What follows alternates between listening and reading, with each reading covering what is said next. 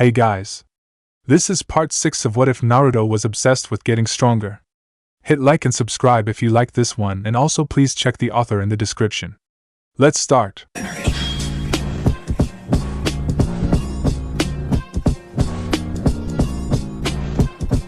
Chapter 15, Reload. A rush of light followed by a cool draft ruffled pristine white robes as Sarutobi emerged onto his balcony overlooking the preliminary exam room.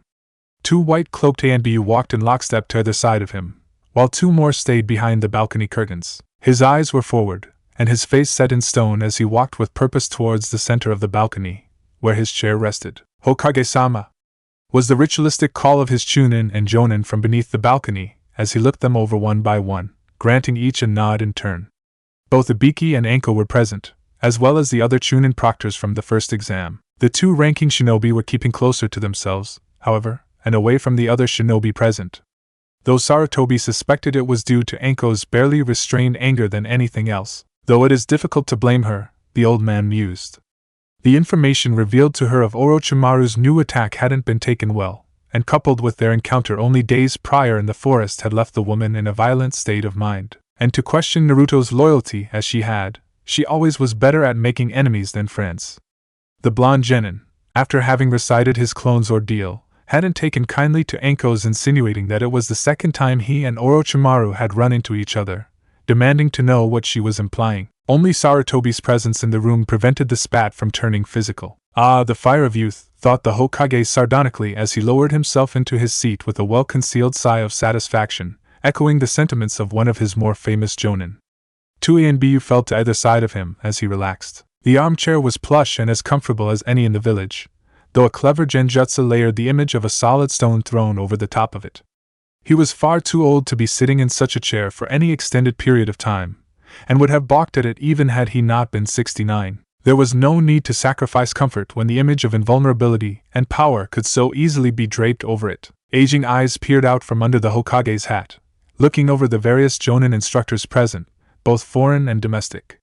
The jonin were clustered on a separate ledge, where Yuhi Kurenai and Meitogai made amiable conversation whilst Kakashi and Tenzo, Yamato, looked to be speaking in hushed tones a few meters away. A pang of regret shot through the old man as he was reminded of his son's absence.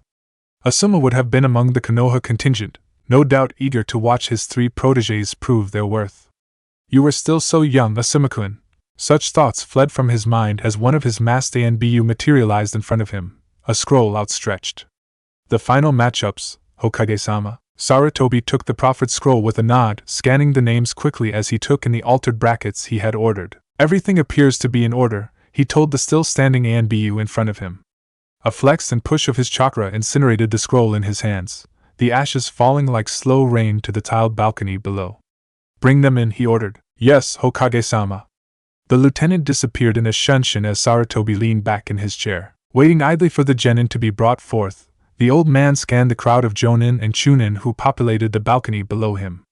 A few notable clan heads had petitioned for their viewing of the preliminary rounds, so as to see their children compete in the event they didn't make it to the true finals. Scattered about were a few nondescript chunin that Sarutobi knew belonged to the barrier corps.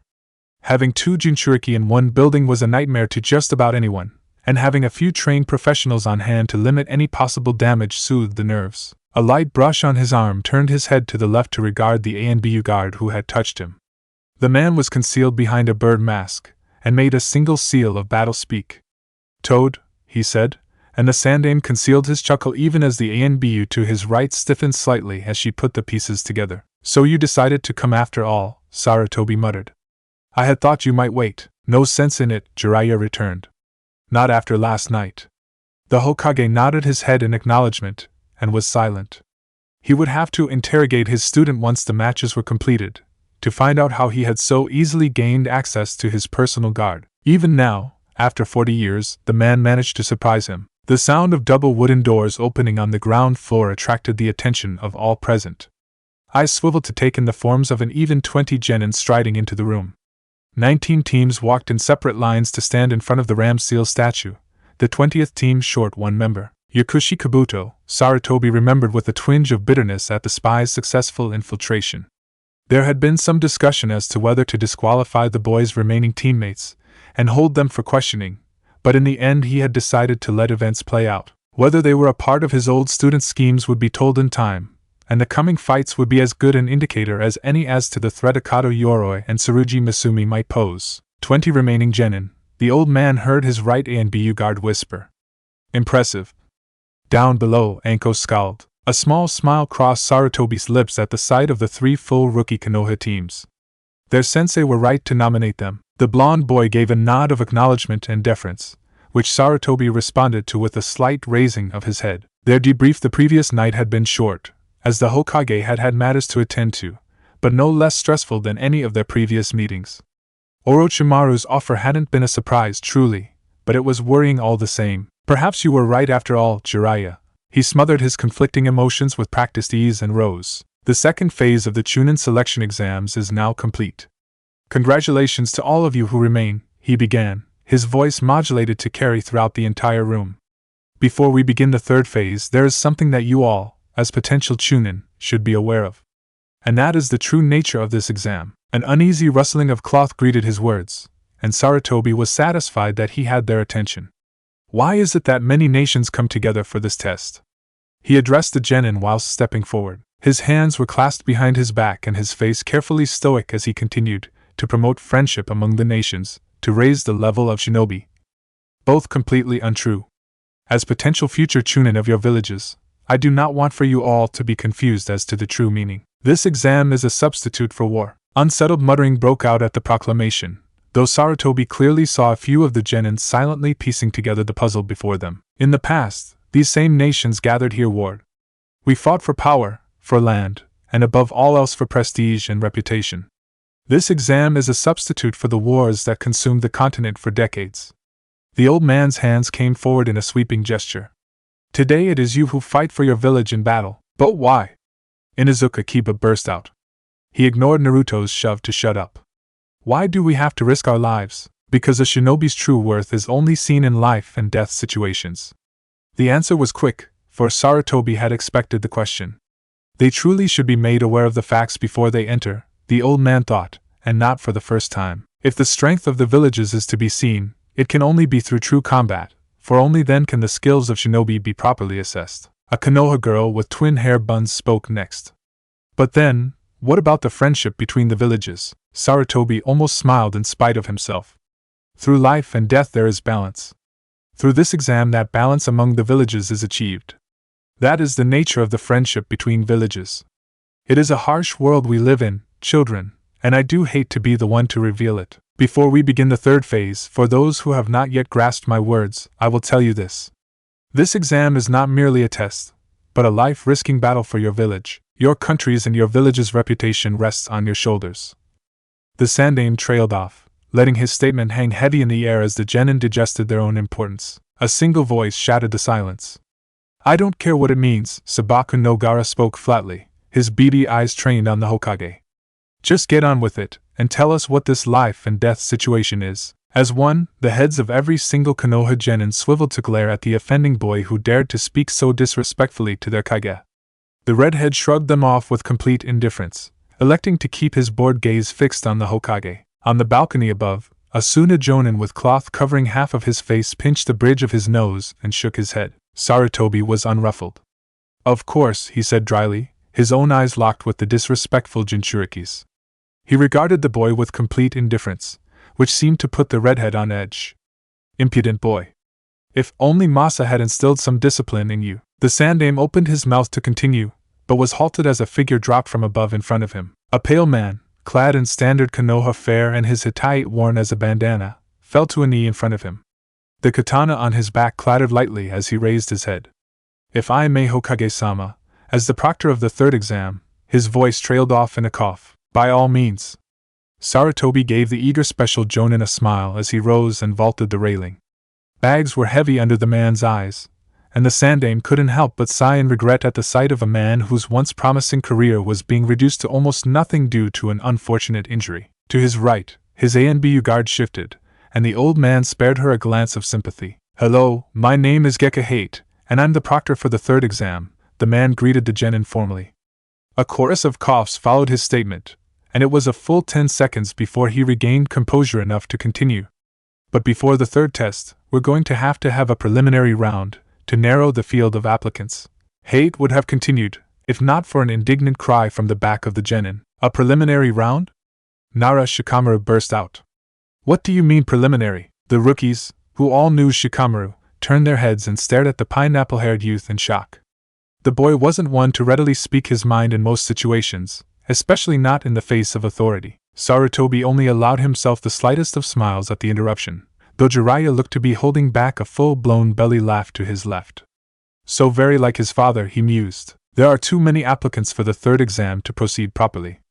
A round of coughs followed, and the genin waited impatiently for the man to continue.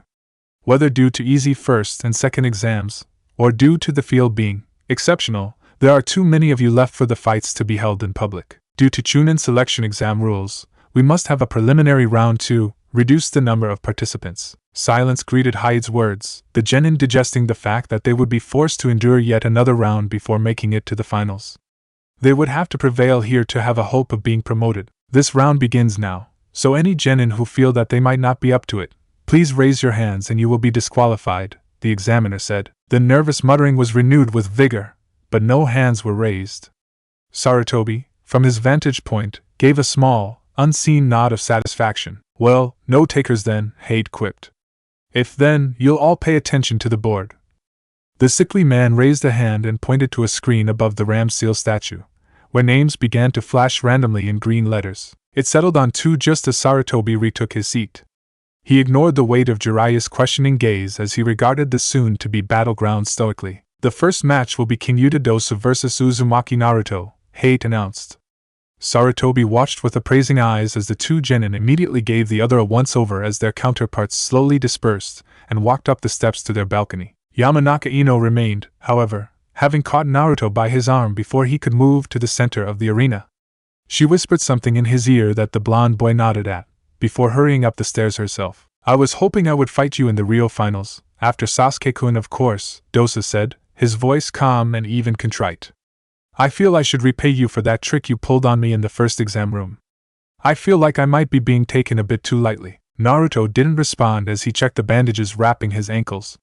Deeming them good enough, he patted his weapons pouches and kunai holsters down, before drawing his twin knuckle knives and squaring himself up. Despite the pang of loss that resonated through his chest at the sight of his dead son's weapons, the Sandaime couldn't help but smile at the sight the boy before him. Nothing to say to me? The heavily bandaged boy asked. His face, covered as it wasn't visible, but the single eye narrowed in irritation. What's to say? Naruto asked. His voice was bland, his expression indifferent, but his eyes blazed with an emotion Sarutobi couldn't place at first glance. The bandaged boy was silent for a moment, before he turned the examiner. Proctor-san, I assume that killing is still permitted? The arena, which had been filled with a hum of anticipation from not just the genin but the assembled ranking shinobi as well, fell completely silent. The Sandaime felt he might have been able to hear a pin drop. It is, yes, Hate confirmed. But the match will end if and when I deem it. That's all I needed to know, Proctor-san, Dosu interrupted. Hate let the silence hang for a few seconds as the 2 boys surveyed each other at 5 meters apart. Well, if there's nothing else, begin. The examiner's arm dropped to signal the start of the fight, and Naruto didn't waste a second before the sound in the arena was deafening.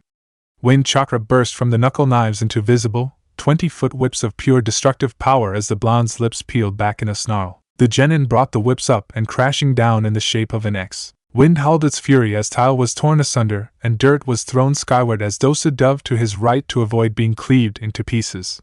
He rolled to stop his momentum, and was immediately set upon by Naruto.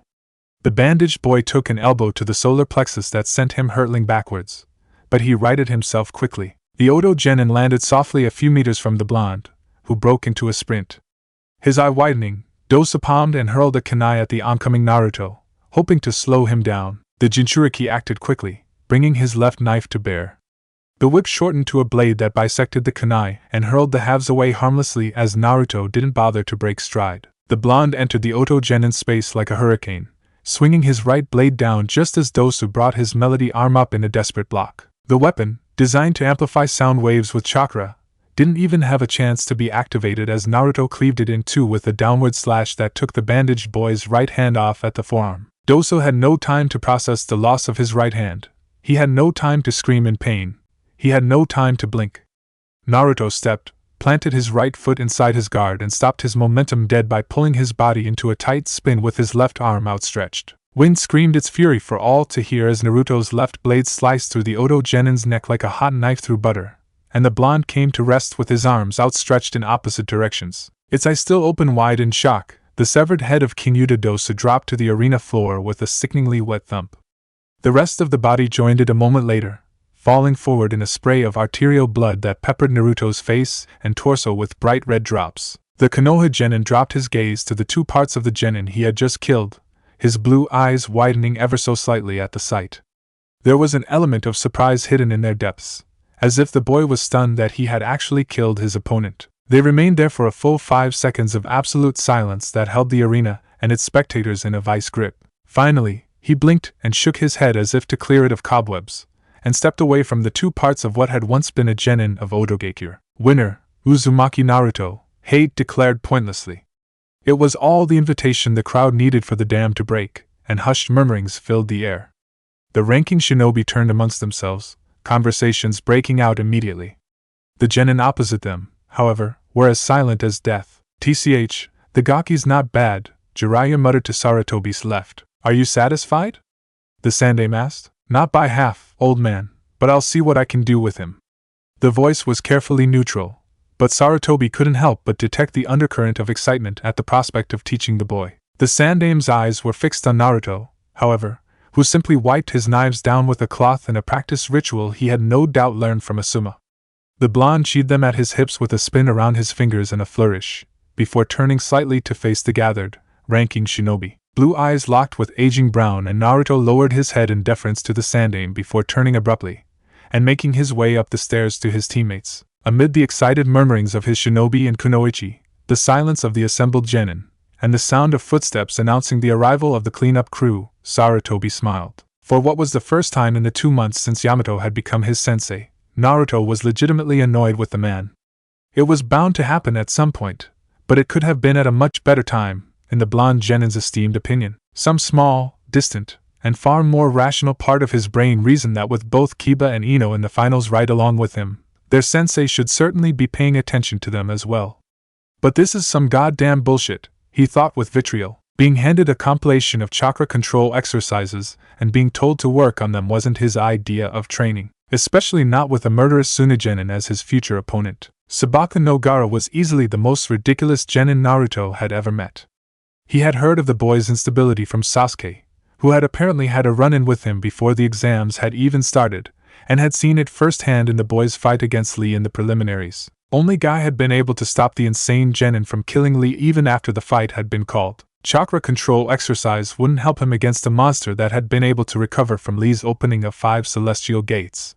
Nothing save Asuma's trench knives would even put a dent in the boy's sand armor, and there was little guarantee that he could even get close enough to use them properly. He was quick, but Lee had always been a few cuts above him in terms of speed, and that kind of movement and agility couldn't be gained in a month. And that means taijutsu is gonna be useless too, the blonde mused unhappily from his position under a waterfall.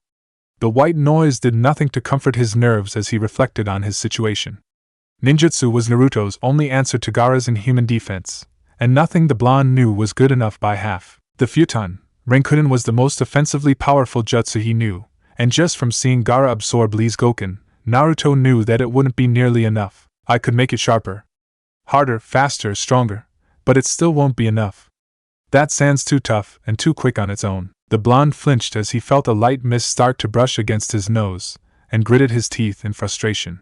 His anger didn't help his plight, however, and drops of water on his forehead heralded an explosion of chakra that sent half the water in the small lake hurtling outwards in a wave. At its center stood Naruto, the cascading waterfall behind him ending in a mist that swirled around the genin violently as he seethed. A single, heavy sigh escaped his lips as his hands fell limply to his sides. "God damn it," Naruto hissed, his eyes fluttering closed so as to not take in the sight of his anger. His temper had been one of his most defining characteristics as a child, followed by his impatience, and despite his strides toward level-headedness and self-control, it could easily get the best of him from time to time. The blonde shook his head in an attempt to compose himself. Maybe I should take a break, he thought. Some lunch and a breather might do wonders for his focus, and it wasn't as if he could get any real training done in his current frame of mind. Resolved, Naruto's hands formed a familiar cross-shaped seal, and 4 clones popped into existence. Corners, work your way in, the original commanded tiredly, gesturing to the edges of the training ground. His explosive temper had created quite a mess, and he had no want for an official reprimand for leaving a training ground in complete disarray. Sparing the doppelgangers a glance to make sure they weren't about to slack off, he sometimes found that his clones had a mind of their own when handling more mundane tasks. The original stepped into Shunshin. He reappeared at the edge of the path that led to his preferred training ground of the day, the speed jutsus and coinciding flawlessly with his first step towards the village proper. Normally the execution of such a cool maneuver would bring a smirk to Naruto's face, but the blonde was in no mood for self-indulgence. His steps carried him through the throng of lunchtime walkers untouched as he reached the downtown. A vendor at the edge of the path locked eyes with the blonde for an instant, and Naruto felt the weight of disdain and outright hatred settle onto his shoulders. Blinking, blue eyes stared forward resolutely, passing over the bodies and faces of the midday crowd without truly taking them in. He knew what would greet him if he bothered to focus on the dozens of faces passing him by. Ever since Asuma's funeral, it seemed as if the general populace had reverted to their old views of him from before he had stopped his almost daily pranks. Where indifference and even a smattering of respect had met him for the past 4 years, hostility and glares greeted him nowadays. He was shunned, just as he had once been, for the unforgivable crime of surviving where one of Konoha's great jonin had fallen. "Fuck you all," he breathed, his voice barely audible even to himself. "You are their pawn, a weapon forged in the heat of desperation to be used and discarded. Konoha's to ignore for your service, and held up as a scapegoat in times of strife. I am offering my services, you might say, for when the time comes, and Konoha can no longer protect you. When this village no longer has any meaning for you." The snake Sanin's words came to him unbidden, and Naruto very nearly flinched as they struck home. "Get out of my head!" he silently commanded, but the message had been struck home days before, and try as he might, it wouldn't leave him alone. It had been easy to ignore back in the tower, surrounded by fellow competitors and knowing that the Sandaime was never more than a hallway or 2 away. He had let the competition dominate his every thought, and Orochimaru's promises had been relegated to the back burner of his mind. Now, however, surrounded by glares and hostility on all sides, the whispers rang loud and clear. The blonde felt the grinding of his teeth ought to have been audible to every person he passed as he strode through the downtown. His eyes were narrowed, his face set in stone, and his temper palpable as he flung back the curtains that served as the entrance to Ichiraku Ramen. It was crowded, as the genin had known it would be, but he found that he couldn't care less as his nostrils were assaulted by the sweet aroma of fresh noodles and broth. Naruto elbowed and shoved his way to the front of the counter, claiming a seat just as a woman vacated it. "You kiddin' me, brat?" a man practically yelled incredulously. "I'd been waiting for that spot for 5 minutes now." "Get your ass up." The blonde, who likely would have acquiesced on a better day, was in no mood for some civilian's rhetoric. A glare that would have set trained shinobi on edge from its sheer vitriol met the man's incredulity head-on, and the civilian staggered back a step. Realizing who he was dealing with, and recognizing the poison in the boy's expression, the man cut his losses hastily and moved to another section of the counter to wait for a spot to open up. Sneering in disgust, Naruto turned his eyes to Ayame, who was working the counter, only to be met with cool indifference and a slight nod. Kanji were scribbled onto an order slip without a word, and less than 30 seconds later, a steaming bowl of miso ramen was in front of the genin and being devoured with relish. It was gone in under 2 minutes, only to be replaced almost immediately. Despite his mood, Naruto nearly smiled. After years of dealing with him and his temper, the Ikirakas had developed a simple system. Miso ramen was always the answer to a moody Naruto, and they would keep pumping it out until the blonde was ready to calm down or talk. "Something got your panties in a twist, kiddo?" a deep voice asked from right next to him. Idiot civilians who need to mind their own goddamn business, Naruto thought. He bit back the retort on the tip of his tongue, knowing that it would get him nowhere. "Lots of somethings," he muttered, though he was sure the man heard him. The list of somethings began with Sabaka no Gaara, and didn't get much better as it went on. "TCH, the man scoffed, drawing Naruto's ire. "You think you've got issues? Gaki, you don't even know what real issues are." Only respect for the value of the Ichiraku's property kept Naruto from slamming his fists onto the countertop. "Who the fuck do you think you are, old man?" the blonde demanded, whirling to face the interloper. Blue eyes blazed as Naruto contemplated the best ways to properly eviscerate the man, only to widen comically as they beheld the source of their rage. The man was huge, for there was no other word to describe his size, and dressed in one of the most ridiculous outfits the Chunin hopeful had ever seen. A green, short-skirt kimono and matching pants were covered by an almost knee-length red vest.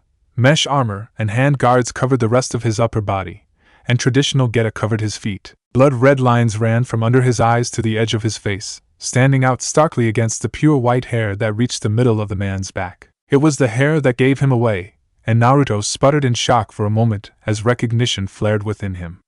In the distant recesses of his mind, he marveled at having now met two of the legendary Sannin in the span of a few days. "I've got a lot of names, Gaki," the man drawled with a smile that oozed smug satisfaction.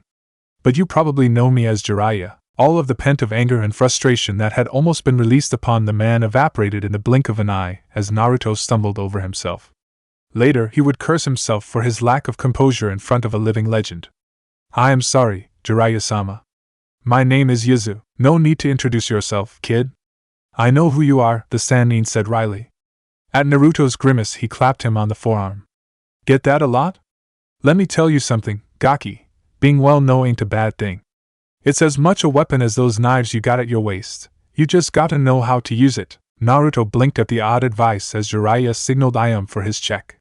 The huge man's eyes swiveled to the girl as she approached, raking over her form so quickly that Naruto thought he may have imagined it. "It's on the house, Jiraiya-sama." "I insist," Ayam said with a smile. "It's an honor to serve you." The man chuckled deeply, his eyes never leaving Ayam's. "Ah, but that leaves me with a problem. My waitress, a beautiful young woman, served me so well that I had wanted to leave her a generous tip. Surely you wouldn't deny such a lovely lady her reward?" Ayam blushed at the compliments to her, and the Sannin's smile widened. "Of course you wouldn't," he concluded, taking the girl's right hand in his own. He laid a fleeting kiss on her overturned knuckles before turning it over and withdrawing, somehow leaving a small pile of coins in her outstretched hand. With one last grin at the stunned serving girl, Jiraiya rose languidly, picking up a large scroll that had rested next to his stool and swinging it over his shoulders onto his back. Naruto stared after him in wonderment and confusion as he moved towards the flaps that served as Ichiraka's entrance. One hand parted the cloth, revealing the outside world, and he turned back with an eyebrow raised. "You coming, Gaki?" he asked Naruto, jerking his head in the direction of the rest of the village. The blonde, still motionless, processed the question in an instant before his eyes widened. Through the haze of confusion, he managed to spare enough thought to drop a few ryo on the countertop to cover his meal before he practically leapt from his stool and rushed to the exit. Jiraiya, waiting with a wry smile and his eyebrows still raised, gestured for Naruto pass through before following without a word. The blonde obliged him and exited to the busy, mid-afternoon streets. Blinking to get his bearings, Naruto turned to find Jiraiya, only to be greeted with the sight of the man's back making its way through the crowd of civilians doing their business. The blonde scowled at the blatant disrespect, feeling his anger and frustration return, but mastered himself in a moment as he quickly followed the large man. Despite having legs far longer than Naruto's, Jiraiya wasn't moving hurriedly. The genin caught up in a matter of seconds, pulling level with a question flying off his tongue. "Jiraiya-sama, hang on a second, kiddo, gotta take care of a bit of business," the Sannin said without even sparing Naruto a glance. "Hold this for me, will ya?" The blonde rushed to snatch the behemoth of a scroll before it could fall to the ground, grunting as the unexpected weight settled in his hands. His companion had disappeared into a nearby stall, Naruto noted with growing consternation. "The hell am I supposed to do with this?" he mumbled. "The guy takes me away from lunch to hold his scroll?" He would have wondered why he was even there, but the answer was simple. When one of Konoha's Sannin beckoned, you went. Whatever the famous ninja wanted from him would be sorted out in due time, preferably sooner rather than later in Naruto's mind. Doing his best to keep his mind off the building annoyance towards the legend, the blonde busied himself with inspecting the scroll he had been burdened with. What in the heavens could he be storing in here? Naruto wondered aloud. "It's huge, things above your pay grade, Gaki," Jiraiya rumbled from just behind him. Naruto, to his shame, actually started at the sudden appearance of the man. How the hell did he sneak up on me? The scroll was unceremoniously taken from his hands and slung across Jiraiya's back before Naruto had any chance to voice his question, and the man was on his merry way again, munching on a juicy-looking fruit. Only the years of patiently ignoring the villagers' glares and whispered insults kept Naruto from visibly reacting to the Sannin's dismissive behavior. "He made me hold that thing so he could buy some fruit." Taking a breath to steady himself, he hated dismissal. He moved after the man. waiting patiently for any sign of conversation to be started, and subsequently being disappointed. The man was perfectly happy to keep his silence. Apparently, Naruto opened his mouth once more. Jiraiya-sama, you haven't. Gimme a second, kid, just gotta pop in here real fast. Jiraiya cut across him. Naruto was quicker in reacting to the large scroll being tossed at him the second time around, and caught it with more inches to spare. You gotta be kidding me. Naruto grumbled uncharitably as the Sannin made his way into a stall with a banner that read sake. I should just go home, he thought. But then, it wasn't an option. By singling him out, the legendary ninja had shown an interest. Of what kind, it remained to be seen, in him. Despite the almost unbelievable rudeness, Naruto's interest had been piqued, and he was forced to play along until that curiosity had been satisfied. Fucker knows it too, the blonde mused with a scowl, remembering the smugness that had emanated from the man upon being recognized. Asshole. Ah, that's good stuff, Jiraiya sighed as he exited the booth. A bottle of newly purchased sake rested in his hand. You want some? He asked Naruto, snatching his scroll away. Naruto said eloquently, thrown by the unexpected question. He had never had alcohol before. I prefer tea, thanks, he managed to force out. The Sannin scoffed as he started to walk again, Naruto in his wake. TCH, you sound like the old man. Always sipping on his tea and smoking his pipe. Fine by me. To each their own, and all the more for me, I say. Unsure of what to say, and unsure of whether or not the man was even paying attention to him anymore, Naruto kept his silence. Inwardly, he wondered at what the man could possibly want with him. Despite evidence to the contrary, Jiraiya had to want something from him beyond just carrying around his scroll as he ran his errands. The question was what it was, and the answer was something Naruto was dying to figure out. In the wake of Yamato's training, or rather, the lack thereof, Naruto couldn't help but let his mind drift to the possibility that Jiraiya was looking to take him on as a student. The idea was almost too good to be true, and Naruto was doing his best to think about other things. There was no use in setting himself up for disappointment, and if today was any indication, maybe being the man's student was more trouble than it was worth. The silence hung over the duo as they passed out of the village proper, following a wide stone pathway that Naruto knew led to the large hot springs that were at the edge of the village. Wondering at their probable destination, the blonde opted to try his luck with talking again. Listen, Jiraiya-sama, I'm not sure what it is you. He was cut off a third time, not by Jiraiya's words, but by the man's foot hurtling towards his face with enough speed to cave his skull in.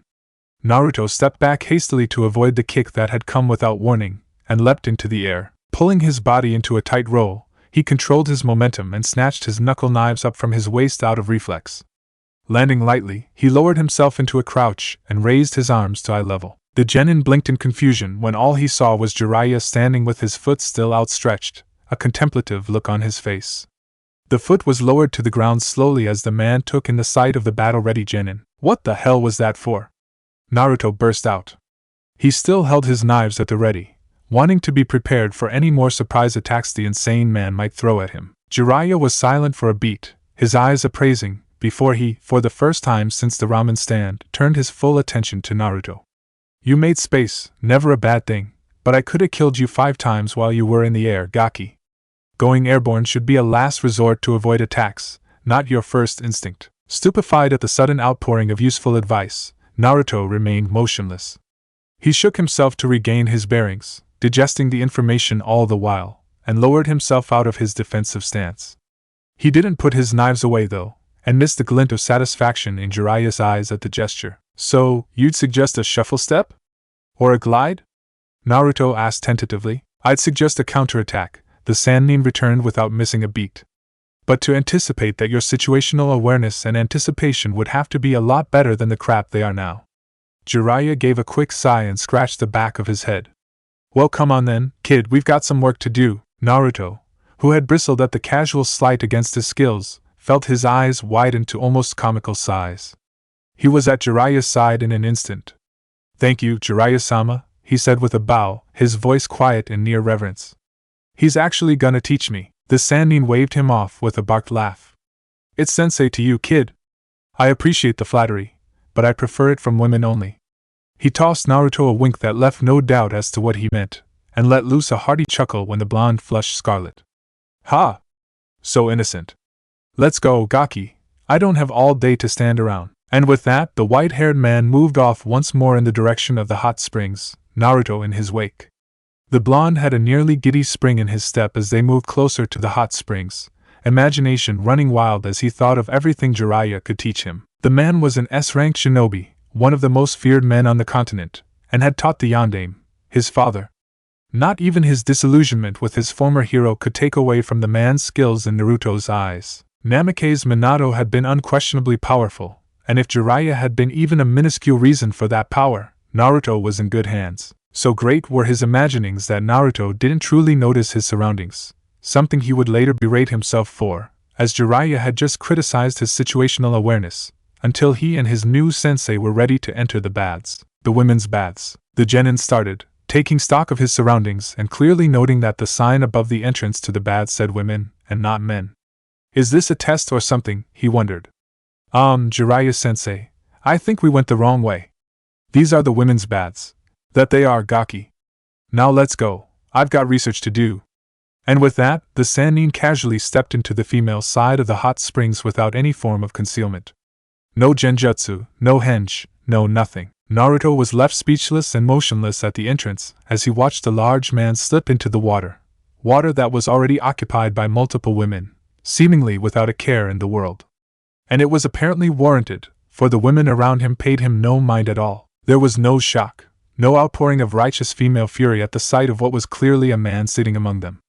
A man who was currently raking his eyes over every woman in the water with him with a sort of boyish glee that reminded Naruto of his excitement after executing a perfect prank. After thoroughly appraising his company, Jiraiya turned his expectant eyes on Naruto, gesturing with his head as if to say, "What are you waiting for?" The blonde, the beginnings of what had to be the largest flush of his life marring his face, glanced about furtively, making sure no eyes were on him. He took a deep breath to steady himself. "Get it together, Uzumaki," and stepped cautiously into the baths. No screams of rage greeted him. His second step was much the same and, not willing to push his luck, he scampered over to where Jiraiya was lounging and lowered himself into the water. His eyes never left the stone flooring the whole time, unwilling as he was to risk catching a glimpse of the numerous naked women who had no idea there were two men in their midst. "Ah, women," Jiraiya sighed. "One of life's greatest pleasures right here, kiddo. Savor them and treasure them, they're fickle and far better than we are." "Yes, sensei," Naruto acknowledged, his eyes shifting anywhere and everywhere there wasn't another person. The sight of two brunettes playfully splashing water at each other snagged his gaze for a moment before he averted his eyes, his face flaming. The byplay wasn't unnoticed by Jiraiya, who clapped him on the back with a chuckle. "Relax, runt, and enjoy the view. They can't see us. And you'll have to figure out how on your own," he said quickly as Naruto opened his mouth with a question on the tip of his tongue. The blonde closed it with a snap and ran his left hand through his hair, partly out of frustration and partly to settle himself. Ino's light flirtations had nothing on his discomfort now. Blinking suddenly, the blonde stared at his left forearm. The slightest discoloration stood out against the sweaty skin, only visible due to the increasingly red tint to Naruto's skin. "Is that Fuinjutsu?" he breathed. His mind flashed to his encounter with his new sensei at Ichiraku's, where he had clapped him on the arm. Blue eyes snapped to the cheeky, smiling visage of the man in question and received a small nod. "How did you? A lesson for another day, Gaki. You're not advanced enough for that yet, and we've got other things to cover." The suddenly serious expression on the man's face forestalled any protest Naruto had, and the boy nodded. "Good. Now tell me, kid, what's the cup size of the strawberry blonde?" Naruto choked on his own saliva as he started at the unexpected, and ridiculous, question. "I'm sorry, what?" "You heard me, runt. Strawberry blonde, what's her cup size?" The Sannin's face was set in stone, a single eyebrow raised. "He's actually serious." Naruto trailed off. He forced his eyes to scan the women in the bath. It took him a couple of seconds to locate the lone strawberry blonde in the room, who lounged with a group of 4. She stretched languidly for a moment, and Naruto averted his eyes in embarrassment. "B-cup?" he ventured, calling upon the very limited knowledge of women's cup sizes Kiba had seen fit to bestow upon him. 32B to be exact, the Sannin corrected, his own eyes never leaving Naruto. "Not a bad guess, but it took you a year and a half to get it." "I had to find her first, sensei," Naruto quickly justified, and just as quickly berated himself as he saw exactly where Jiraiya was headed with this exercise. "And there's your problem, Gaki," the man admonished. You never took stock of your surroundings. Were you embarrassed? Sure, but that's no excuse. We're shinobi, kid, and that means that we've gotta know what's going around us all the time. No matter what? I understand, sensei, Naruto acknowledged. He lifted his eyes from the water he sat in, willing himself to scan the numerous women scattered about. There were 9, 3 brunettes, 4 blondes, a single redhead, and the strawberry blonde. The fire in his cheeks was steadily ignored. Good. We can rectify your lack of cup-sized knowledge later, Jiraiya chuckled. Next question, how many kunoichi are in here? Naruto's brow furrowed. How am I supposed to know that? Blue eyes flickered over the 9 women, looking for any tip-offs. All 9 were perfectly at ease, with very little difference in their bearings. They all smiled. They all splashed. They all stretched. Underneath, Naruto. 2, he said finally. At Jiraiya's encouraging nod he elaborated. Their muscle tone is sharper, more defined. Good. Which ones are they? 3rd brunette on the left and the redhead, sensei, the blonde answered with confidence. And what's the redhead's specialty? Naruto paused, unsure. His eyes flickered over to the woman in question once more, searching for any clues.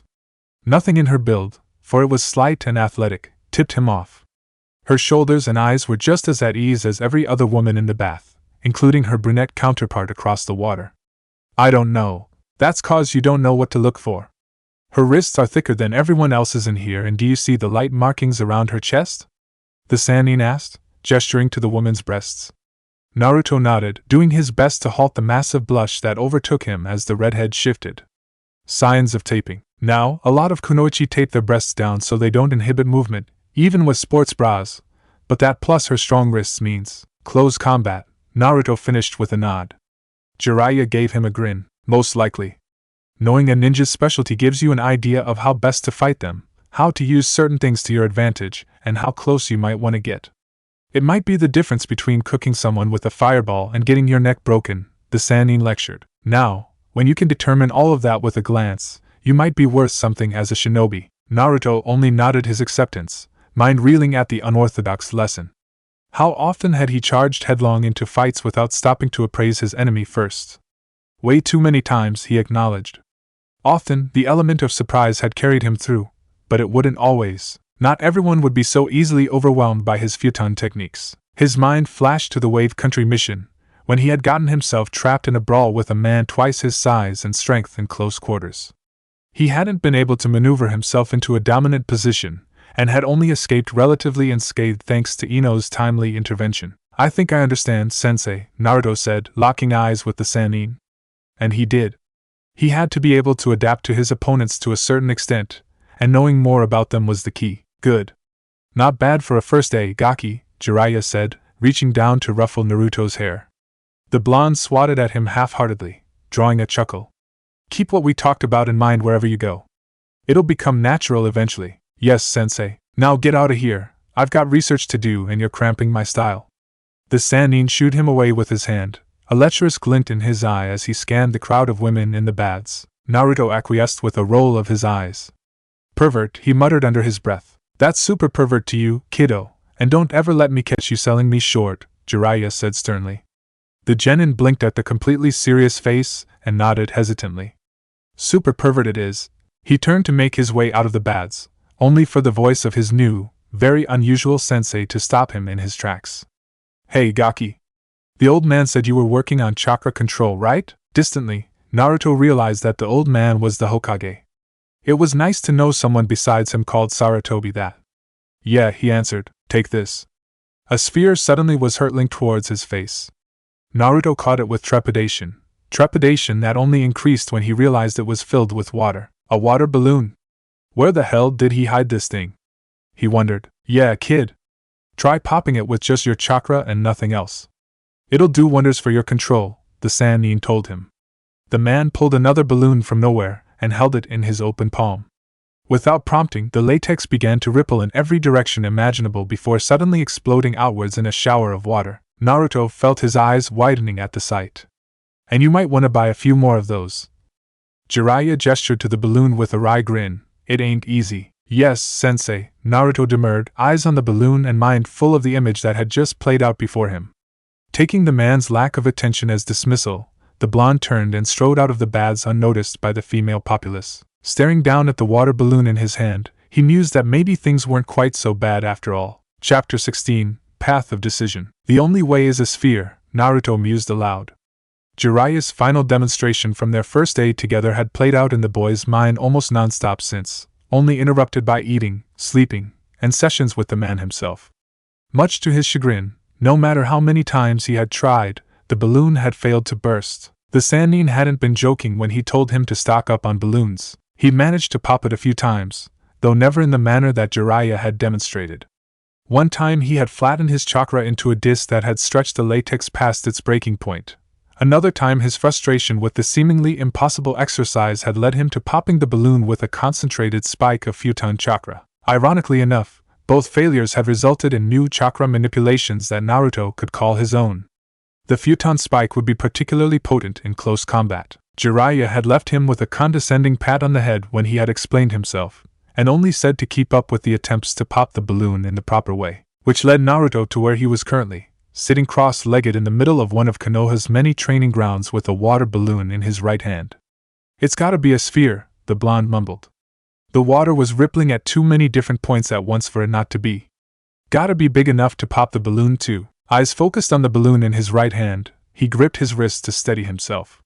With a single exhale, chakra began to rotate inside the water-filled sphere, slowly building up speed. A single ripple appeared on one edge, bringing a determined snarl to Naruto's face. With a grunt, his chakra began to rotate faster, the sphere made larger. A second ripple appeared, then a third. And a fourth. In a matter of 5 seconds the entire surface of the water balloon was bubbling satisfyingly. Naruto removed his left hand from his right wrist slowly and carefully, managing to maintain the proper spin without the steadying hand. The smallest of smiles broke across the blonde's young face as he surveyed his hard work. "Now how to pop you? More chakra would make more bubbles and stretch the latex more," he thought. But trying to speed up the rotation even more might do the same, and with less energy. "That and I don't want to blow the damn thing up in my face," Naruto told himself wryly, thinking on the likely outcome that pumping too much more chakra into the balloon would result in. "Faster it is." Refocusing on the still rippling latex, the blonde genin tensed his right arm, focusing intently on the wild chakra spinning the water in every direction imaginable. His life energy responded to his call and began to spin even faster, the surface of the water balloon bubbling in tandem with it. "Focus, Naruto!" FOC. His determined thoughts cut off abruptly as a slowly emerging presence made itself known at the fringe of his awareness.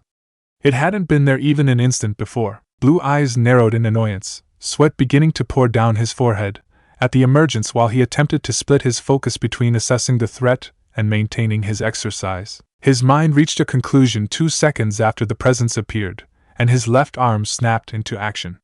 Deft fingers retrieved a kunai and hurled it sideways towards the bushes. The presence hit itself and faster than normal eyes could track. The matte black knife parted the leaves and disappeared, only to reappear less than a second later as it returned at twice its original speed. Naruto only had time to let his eyes widen before the kunai had embedded itself hilt deep in his chest. An explosion of white smoke followed, and the water balloon dropped to the ground with nothing left to support it. From his place in the bushes, Jiraiya smiled. He maintained the expression even as he maneuvered his shoulders to block a dropping heel that came crashing from the heavens. The burly Sannin didn't even grunt as Naruto's kick found purchase, but grabbed the offending appendage and used it to hurl the blonde unceremoniously into the clearing. "Not a bad play, Gaki," Jiraiya said loudly over the crashing of the waterfall, finally deigning to step into the clearing. "But it'll take a bit more than clones and a clever substitution to get the drop on me." 2 hands burst from the pond where the water from the waterfall gathered, and Naruto pushed himself to the surface with a small grunt of effort. "Just trying to get your attention," the blonde said, scowling. "How long were you creeping on me for?" "That there's a secret, kiddo. If you can't notice me sooner, you'll never know." The Sannin openly grinned at the sour expression on his student's face before turning serious. "What was your objective with that kick of yours?" he asked abruptly. "Trying to maneuver you to the left or into the clearing," Naruto returned without missing a beat. "I had a clone in the bushes and myself underwater to follow up, and if I had moved in some direction other than what you planned, my clone was set to adapt to the situation, and I can always make more." Jiraiya nodded once in acceptance of Naruto's point. "Make enough clones to cover all the points of maneuverability in the future.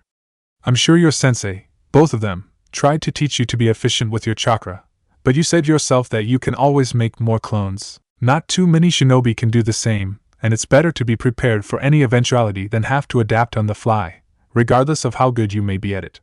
What seems like a small waste of chakra now might save your life someday. Naruto nodded, his face serious as he digested the words. And use something a bit more lethal than a dropping heel when you're trying to get someone to move, brat.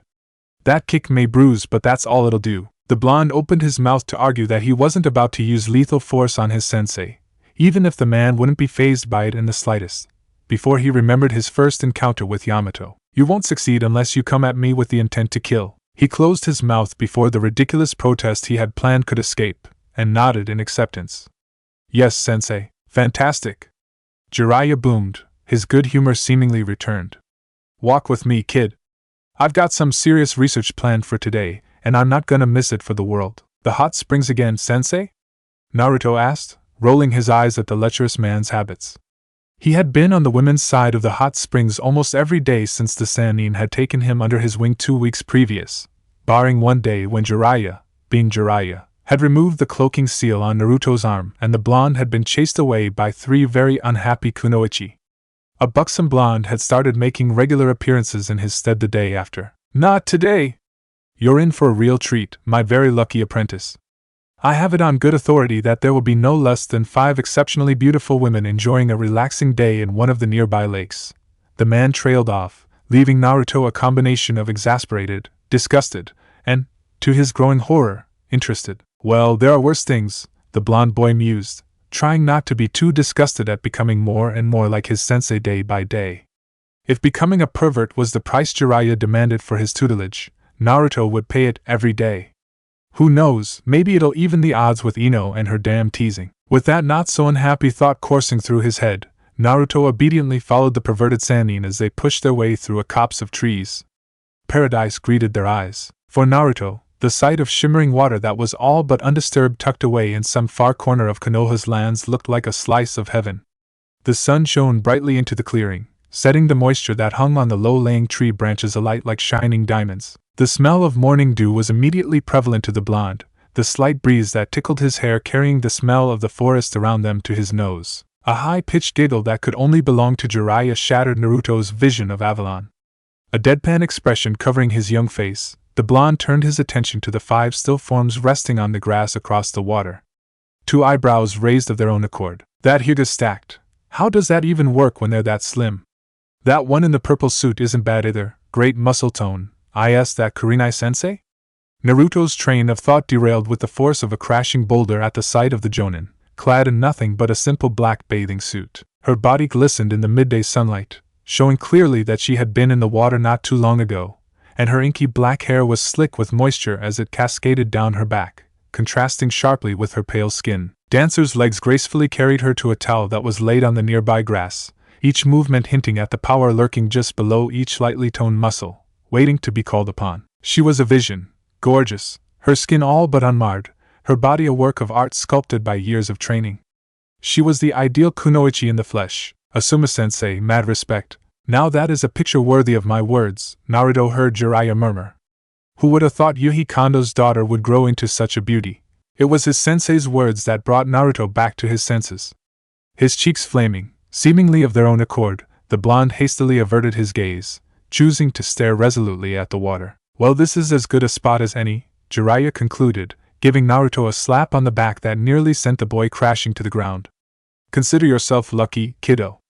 Not everyone gets to train with this kind of view. Wait, we're training here? Naruto asked, incredulous.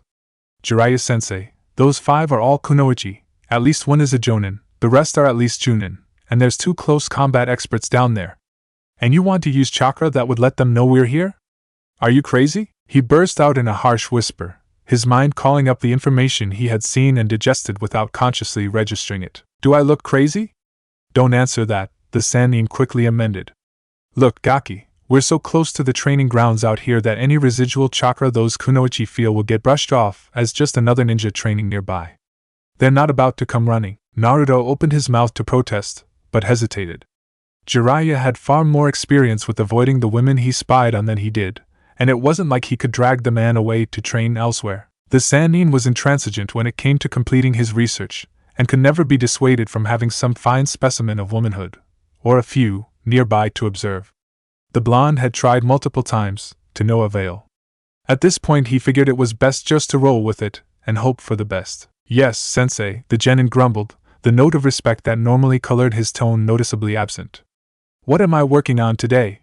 Most days spent in the hot springs dealt with rectifying his supposed lack of observation skills, for Jiraiya always had nitpicks regardless of how much Naruto focused on his surroundings. Everything from the temperature of the steam to deriving the thickness of the bamboo walls based on echoes was necessary, according to the Sannin, much to Naruto's ire. There was always something he managed to miss. Days where they weren't in the springs, few though they were spent in some training ground or another. Those days were filled with Naruto summarily getting his ass handed to him from sunup to sundown, with any break in the middle being spent picking apart his taijutsu, getting a doton jutsu explained in detail, for Jiraiya used many, or licking his wounds. Such a style of training would be extremely impractical for anyone but Naruto, who could rely on the Kyuubi's chakra to heal him overnight, if not faster. If not for that, the sheer amount of bruising and flesh wounds he managed to accumulate as Jiraiya pummeled him would have been debilitating. It was harsher than any training Naruto had ever been put through, Yamato's taijutsu lessons included, or truly even envisioned. But both he and Jiraiya understood the urgency that lay behind every punch, blow taken, jutsu learned. He was going to be fighting a monster come the third exam. Normal training wasn't going to cut it. Why don't you show me how far you've come with that exercise I gave you? The Sannin said, eyes glued to the 5 women in the clearing. Naruto scowled at the man's lack of attention, but he supposed he ought to expect it by now. The man was blind to most things happening around him when there was a beautiful woman to be ogled, or at least that's how it seemed to the untrained observer. The blonde could never figure out how, but the lecher was seemingly hyper-aware of his surroundings at all times, regardless of what he chose to give his attention to. With that in mind, he pulled out one of the dozens of water balloons he had started keeping on his person. Recalling the work he had been in the middle of when Jiraiya had interrupted him earlier, Naruto gritted his teeth and whirled his chakra into a loose sphere. Ripples along the surface formed immediately, but not enough to pop the infuriating latex. Faster! Naruto commanded himself. His teeth grinding together so much he thought it should be audible, beads of sweat forming on his forehead. The blonde used every ounce of control he could muster to spin his life energy faster than it had ever spun before. More and more ripples formed, the latex surface utterly covered with them, and water suddenly splashed Naruto in the face as the balloon popped in a spray. Gah! The blonde's scream of surprise was cut off abruptly by a large hand over his mouth. They may not think much about chakra being used, but they have ears, Gaki. You want to let them know we're right here? Keep it down, Jiraiya ordered, his expression ornery. He removed his hand from Naruto's mouth, revealing an expression caught between glee and annoyance. It looked like a grimace. Did you see that, sensei? The genin whispered eagerly, letting his excitement at finally completing the exercise take over. No, I miss seeing you get splashed in the face by water, the Sannin deadpanned. Congrats on completing your assignment, kiddo, only took you a couple of weeks. The white-haired man ruffled Naruto's hair with a mocking smile, eliciting a scowl. What a prick, so, what's next? Naruto asked, pushing his annoyance aside. He barely had time to blink before his hand reached up and plucked a ball headed towards his face out of midair on reflex. Huh! Jiraiya's back was to him, focused anew as he was on the women near the water. Pop that thing. Same way as before, he ordered. The genin narrowed his eyes at the man's back. Seriously, the same exercise? White hair bobbed up and down in time with the man's head nodding, the older man refusing to turn around. Naruto stuck his middle finger out at him, turning to survey the ball. And don't flip me off, Gaki. It's disrespectful. How did he? Naruto's thoughts on Jiraiya's supposed omniscience trailed off as he surveyed his newest adversary. It was squishy and it bounced low when the blonde tested it. The surface was perforated lightly. Hundreds of tiny holes were poked in it for some reason that was unfathomable to Naruto. At least that'll give my chakra room. His murmur trailed off, his eyebrows slowly reaching toward his hairline. Could it really be that simple? Rubber equals more density, which means more chakra. Naruto spoke lowly to himself. Narrowing his eyes, he poured his life essence into the ball, every shred of his focus directed at recreating the same amount of rotation that had popped the water balloon, only with twice the chakra, then 3 times, then 4, then 5. Jiraiya discreetly turned from his research to observe his student just as a ripple formed on the ball's surface. The smallest of smirks crossed his features. Well, I'll be damned. Naruto, too absorbed in his task to notice, finally gave up on increasing his chakra output in increments, and poured every bit of life energy he could muster into the ball, his control forcing it into a rapidly whirling sphere. One ripple became 50 in an instant. Before the rubber exploded outward with a boom, the blonde fell backwards, grimacing and holding his now burned right hand in pain. Ow! Slow clapping caught his attention quickly, and the genin forced himself into a sitting position. Not bad, kid. That bit ain't easy to get down, Jiraiya complimented. Naruto felt a rush of pride. The Sannin almost never gave compliments. Well, I think that's enough for today. I'll leave you with one last thing. Pro tip, Doton, Dachisenku is a great way to make a quick escape. With that, the Sannin swiftly disappeared into the ground without warning. The fuck? Naruto shook his head in bewilderment at his sensei's hasty exit. What is he? The blonde trailed off as the sound of light splashing seemed to get closer and closer, and the feeling of incoming chakra presences assaulted his senses. The 5 kunoichi had heard. Oh, fuck you, sensei! Naruto ground out, his eyes wide as he performed the fastest shunshin of his young life. He wasn't a moment too soon, as the 5 women, led by Kurenai, burst through the underbrush, only to be greeted with the sight of strewn latex and rubber. You gonna be ready? The question from his blonde companion registered but went unanswered in the wake of Naruto's continued slurping. He had finally convinced Ino to get ramen with him, and he wasn't about to waste a moment, while it was still hot. She had somehow managed to get him to get takeout and bring it up to the top of the Hokage monument. It was their spot, she claimed, as opposed to eating it fresh in the stall. That amount of wait time was unacceptable when the ramen was cooling rapidly, and yet he found himself with the familiar spectacular view that the top of the monument afforded. Mindful of his manners, the blonde boy finished his monstrous bite before answering, "Is that a trick question? You tell me," the Yamanaka harangued, eyeing him from the side as she faced the village. "And don't say you were born ready. You're not Kiba and you shouldn't try to sound like him." Naruto contained a pout, put out that the comeback he had skillfully planned was now off the table. At the same time, however, he recognized his teammate's tone. Ino wouldn't be asking any questions about his preparation if she wasn't legitimately concerned. "Yeah, I'll be ready. Sensei's got me working on a few things." "Why you asking?" The answer was slow in coming, prompting Naruto to actually turn and stare at his companion. Ino's seafoam-colored eyes faced the village, but they were unfocused, appearing to stare at but not see the view that was before her. Her shoulders were tense, her arms flexed, her knuckles white as they gripped the stone beneath her. "Hey!" Naruto lowered his voice, tentatively laying his right hand on Ino's shoulder. The contact didn't shake her, but her face turned to his, her unfocused gaze meeting his concerned one.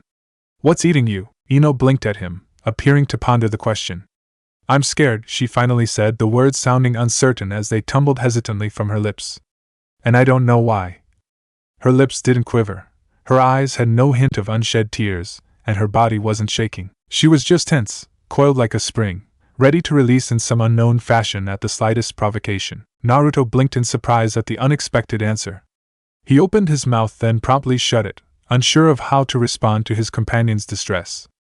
Ino wasted no time in filling the conversation's lull. "I don't get it. We've been on missions where we've been up against guys way out of our league," the girl continued. Her voice was entirely level, without any indicator that she was emotionally distressed. "There was the buzz-in wave, and I don't remember being scared at all. Then in Rice Country, even when Kiba and I were alone, I was focused on getting away, on getting to the next alley and away from the Otonin. I've never felt this way, Naruto." She trailed off, the last sentence sounding like a plea for help to Naruto's ears. It was a plea he didn't know how to answer. "What are you afraid of?" he asked instead, his mind whirling to find a solution to his companion's problem. Failing, maybe," Ino muttered, her eyes now cast downwards. "I don't want to lose. But I don't want to die either. And some of the people in the exam." "Hey," Naruto cut her off assertively. "None of that crap. You've been training with Yamato for 3 weeks now. You're just as good as anyone else in this tournament. Kiba too, not you." The quick response caught Naruto off guard, and he paused.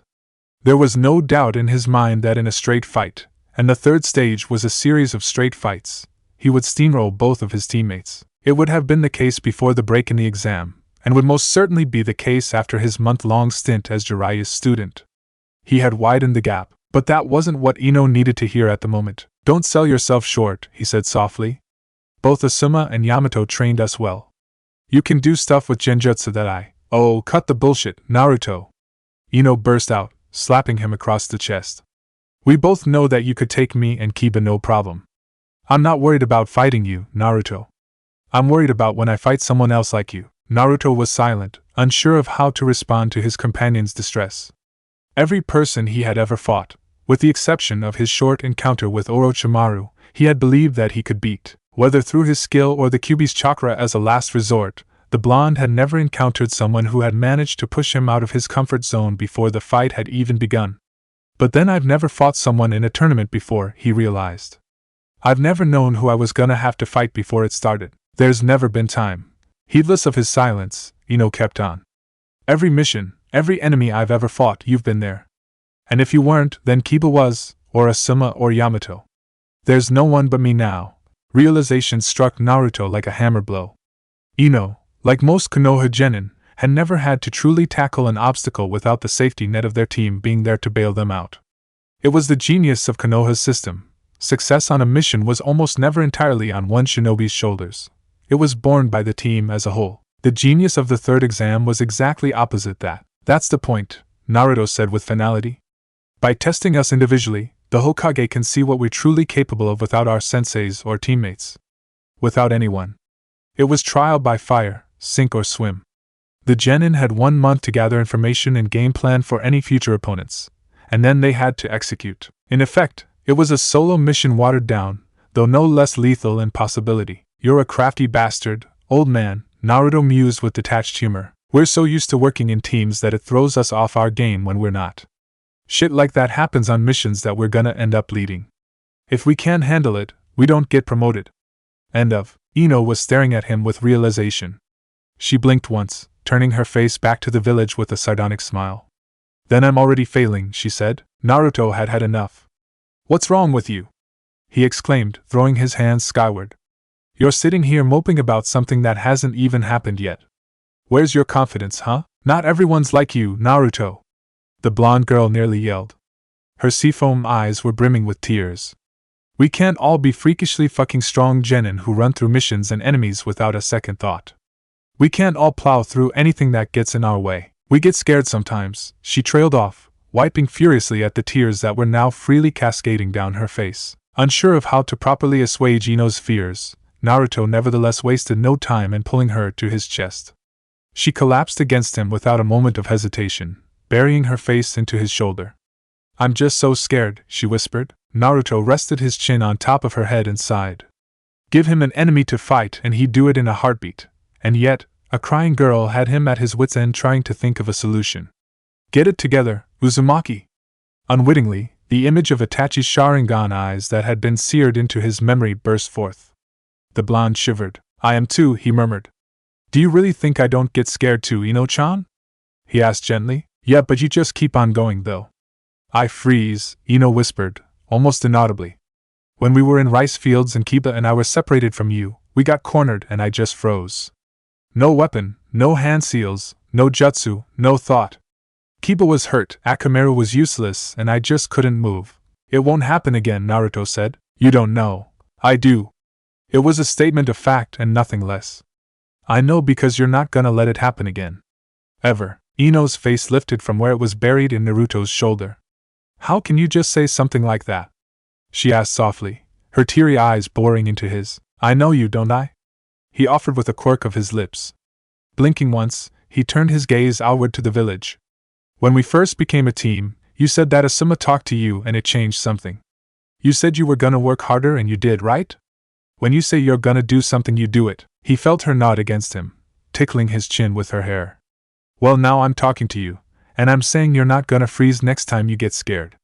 I want you to say it, Ino-chan, he finished, turning his eyes back to meet Ino's burning gaze. She broke eye contact for a moment before Naruto's hand on her chin brought her eyes back to his.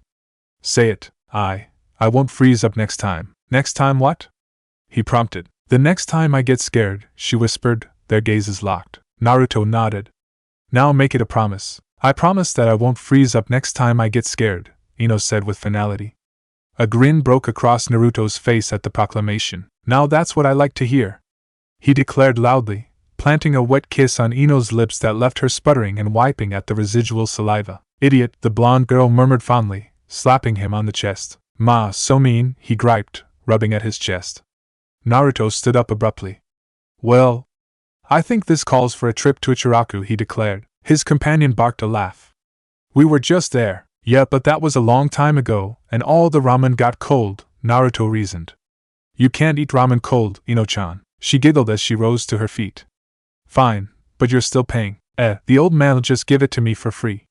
The whiskered boy waved her off as he started back towards the long staircase that led to the ground, Ino falling into step beside him.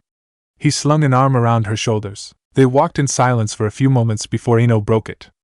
Naruto? Thanks. I really needed that. Naruto shrugged, unsure of how to really accept thanks for doing something he wasn't all that confident at. He was no motivational speaker. It's whatever. Just remember one thing though. What's that? He looked at her seriously, locking eyes once more. You can't break a promise, Ino-chan. It's not allowed. It was well into the night by the time Naruto returned to his apartment. The small one-bedroom suite was tidy, as it always was, but lived in. The low hum of the kitchen appliances was familiar now that the blonde had enough money to leave them plugged in during the day. The curtains rustled in the breeze filtering in through the open window that overlooked the residential street below. Naruto shut the front door behind him quietly, but did not lock it. He turned to face the combined kitchen and living room and stared at the empty love seat that acted as his couch. I know you're there, whoever you are. You can come out now, he said quietly but firmly. Blue eyes were hard and a hand rested next to his twin knuckle knives on his waist. The body of an old man shimmered into existence on the love seat, and Naruto had to fight against raising his eyebrows at the sight. He was heavily bandaged, with only half of his face revealed. The bandages trailed down the entirety of what looked like his right arm, though the end was tucked into his cloak so Naruto couldn't be sure. A cane was laid across his lap casually. Your observation has improved, Naruto. Jiraiya has trained you well, the man stated. His calm, smooth tenor belied his apparent old age, for he looked as old as the Sandaime, and held a note of authority that Naruto immediately associated with rank. And what does an elder jonin want with me? Naruto asked, taking a gamble based on what little he knew. He was rewarded with a slight upturn of the old man's lips. An educated guess at my rank and position to catch me off guard and take control of the conversation, the man said, causing Naruto to stiffen. An effective, if simplistic tactic for information gathering. Far more than would be expected from a genin. Who are you? Naruto asked bluntly, changing tactics. Smoke erupted where the revealed shadow clone had stood, leaving the mysterious elder alone. Not a moment later, the real Naruto rose from the floor, twin knuckle knives saturated with wind chakra that caused a breeze to pick up in the small space. His appearance elicited another half-smile from the man. It's been some time since I've seen the hien. Your versatility with it is to be commended, the man complimented. You've taken it further than my student imagined when he had those knives designed. Despite the situation and his confusion and wariness, Naruto couldn't help his mouth from dropping open. You trained a Suma?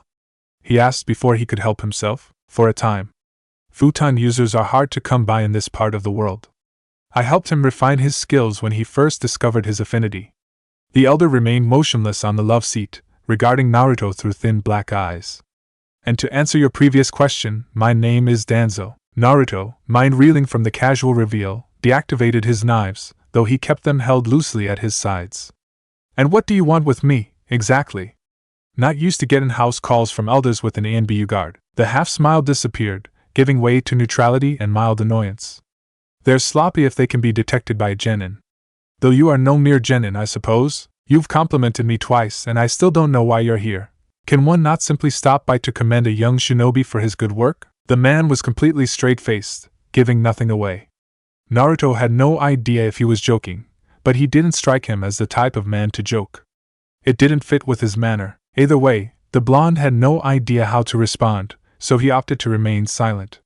The silence held for a few seconds before the elder's lips quirked in what was the smallest smile Naruto had ever seen.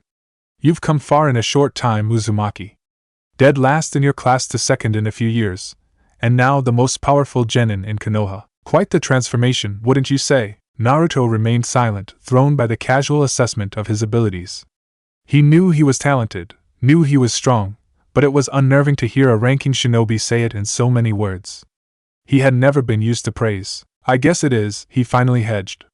He didn't think of himself as the strongest genin in Konoha. It was a meaningless title. Walking around with the moniker wouldn't deter the likes of the Akatsuki. Across the room, Danzo regarded him with an impassive stare. One might even wonder what sparked such an amazing turnaround. The world may never know. The pounding of blood in Naruto's ears was almost all-encompassing, the prick of sweat forming on the back of his neck making feel like he was drowning. Could he know? His subconscious screamed impotently. Unbidden, the image of Uchiha Itachi's blood-red Sharingan flashed in front of Naruto's eyes. They will hunt you, Uzumaki Naruto. I couldn't tell you, he responded, his voice somehow leveled despite his alarm. The sound of the words on the open air seemed to reach his ears from a great distance. I wanted to be Hokage when I was younger. Somewhere along the way I realized I'd have to actually be something more than a dead last in order to do it. Danzo gave the words a slow nod. The pressure in Naruto's head lessened immediately, and he gave a slight exhale in relief. An admirable goal you and I have both shared, though you speak in the past tense. Maybe I don't want to be stuck behind a desk, the blonde returned with a shrug.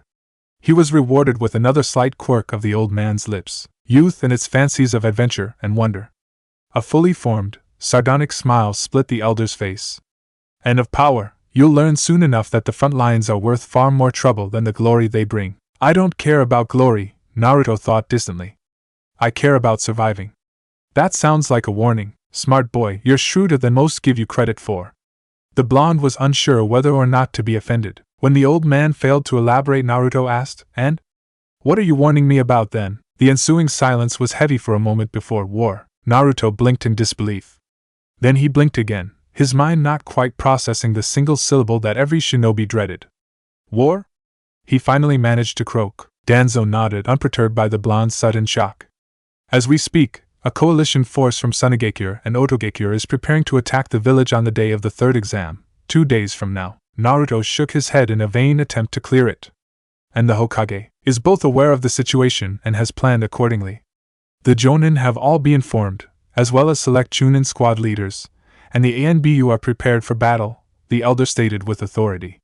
You're being made aware of the situation because you have an assignment, A-ranked. Since when are Jonin in the business of handing out A-ranked missions to genin?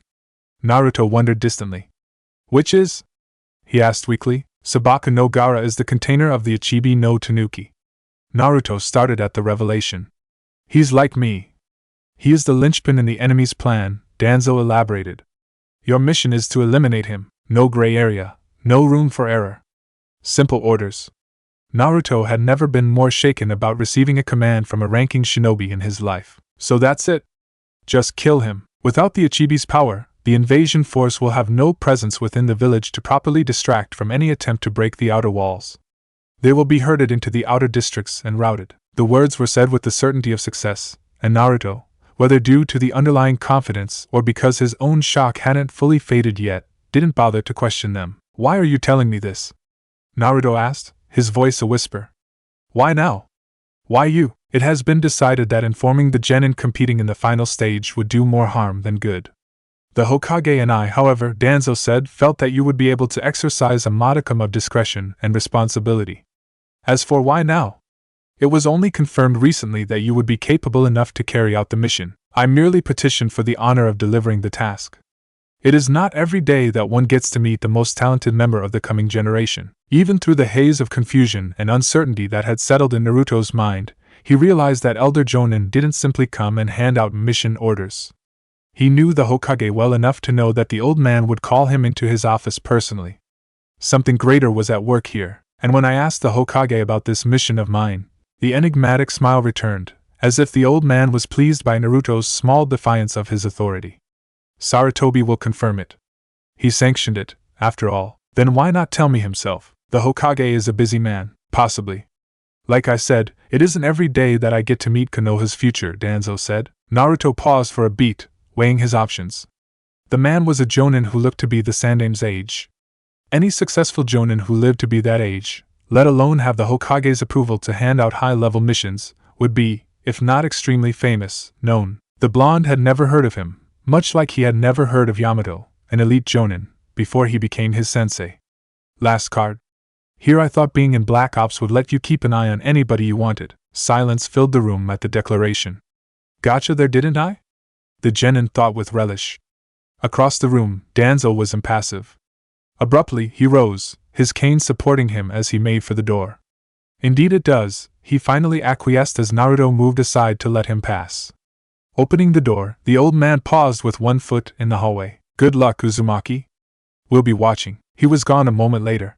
The door closed quietly behind him, and Naruto slumped to the floor with his head in his hands. First there was the Hokage's faith in his supposed dominance over the other genin, then Orochimaru's offer of power, followed by Jiraiya's interest, and now he was handed an A-ranked assassination mission. The combination was 1 part flattering and about 1,000 parts unsettling. He wasn't used to getting so much attention in regards to his abilities, whether it positive or negative. Closing his eyes and craning his neck back so that his face faced the ceiling, Naruto barked a laugh. No pressure, Naruto. Yeah, fucking right. Chapter 17, The Best Laid Plans. There is never a good day to go to war, Sarutobi mused, but today is as good as any. His aged eyes darted to the heavens, taking in the massive expanse of blue dotted with fluffy white clouds for as far as he could see. It was gorgeous over Konoha on the day of the 3rd exam. Not too hot, not too cold, with a light breeze that just ruffled his formal, white robes. A fine day to die, he concluded, not satisfied, but content in his musings. One didn't make it to his advanced age, especially as a shinobi of his caliber, without contemplating death from time to time. Sarutobi had only truly feared for his life 3 times. The first had been when he had volunteered to sacrifice himself to Kumogakure's Kinkaku squad for the safety of his team. The second had been near the close of the Second Great War, when he took to the battlefield and dueled Ryotenda no Inoki to a standstill that turned the tide of war in Konoha's favor.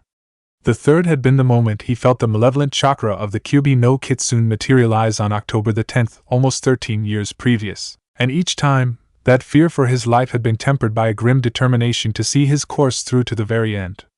As the Sandaime Hokage sat in his high-backed chair overlooking the grand fire arena, with the cold, twisted chakra of his wayward student polluting his senses from nearby, he realized that today was no different. He would see his course through as he always did, for better or worse. In the meantime, however, he had a job to do. Raising one finger, he nodded his head in the direction of Shiranu Ginma, the new proctor in the wake of Gekahai's death. Gray eyes shifted to the contestants' balcony, where he knew the Sunigakure Jonin Baki was standing. Anbiyu had determined that he was the most likely suspect in the special Jonin's murder. He would be forced to pay his due for that slight before the day was over, Sarutobi suspected. Down below, Ginma had introduced the genin.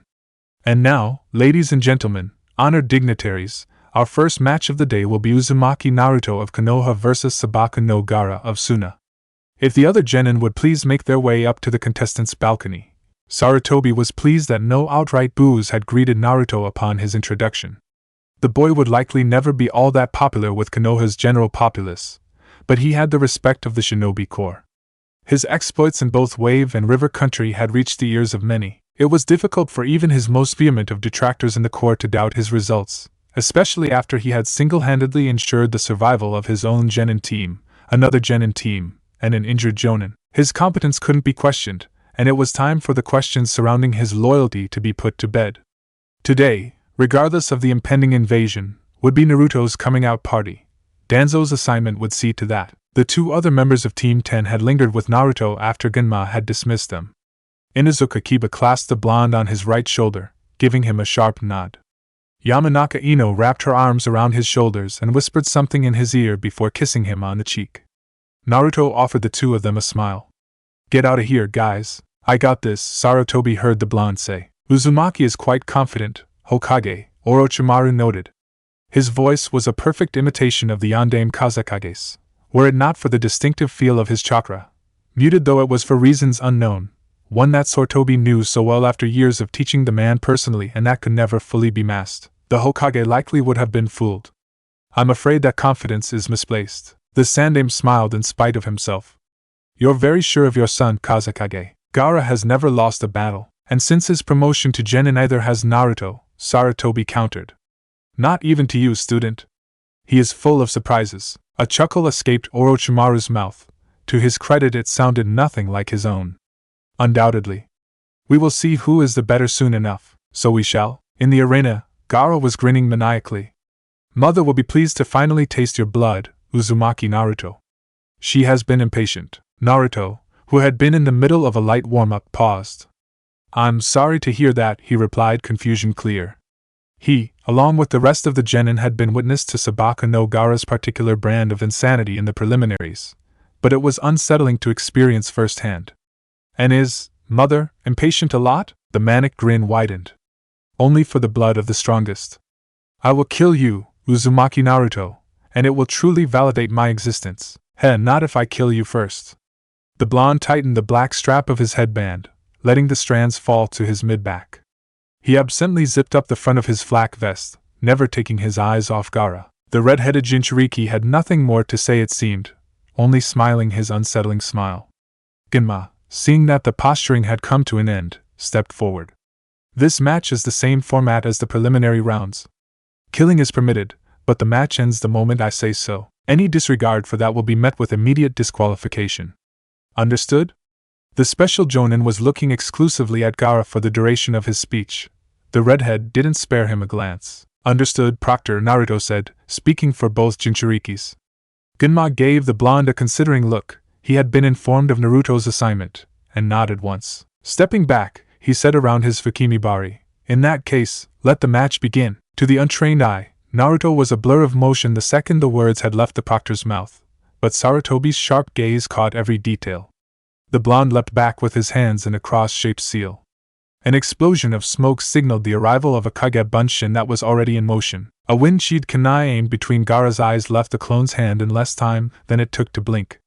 It traveled the yards between the Jinchurikis at a speed faster than Sarutobi had thought Naruto was capable of, but the Suna Genin's automated defense had already acted. Gaara stood with his arms folded over his chest, a bored look on his face as a wave of sand rose to meet the kunai in midair. The bored look abruptly changed to wide-eyed as Naruto's knife, encased in wind, punched through the defense in an explosion of sand. The redhead, caught unawares, only had time to let his hands drop to his sides as the clone substituted with the kunai, using the slingshot effect of the kawarimi to burst through the sand and inside Gaara's guard. A heavy haymaker connected with the underside of the boy's jaw, lifting the Suna Genin off his feet and sending him sprawling in the dirt with his sand chasing after him impotently. From the Kage box, Sarutobi allowed himself a smile. That maneuver would have immediately landed Naruto a promotion were it not already a foregone conclusion. It was well thought out and executed to perfection, leaving the real blonde out of harm's way. Lethal force would be better placed, but I suppose that armor would have rendered it moot. He snuck a glance toward his former student to see his eyes glittering with an unidentifiable emotion. The clone, who had immediately resubstituted with the thrown kunai to avoid the rush of sand, palmed two more knives and sheathed them in wind.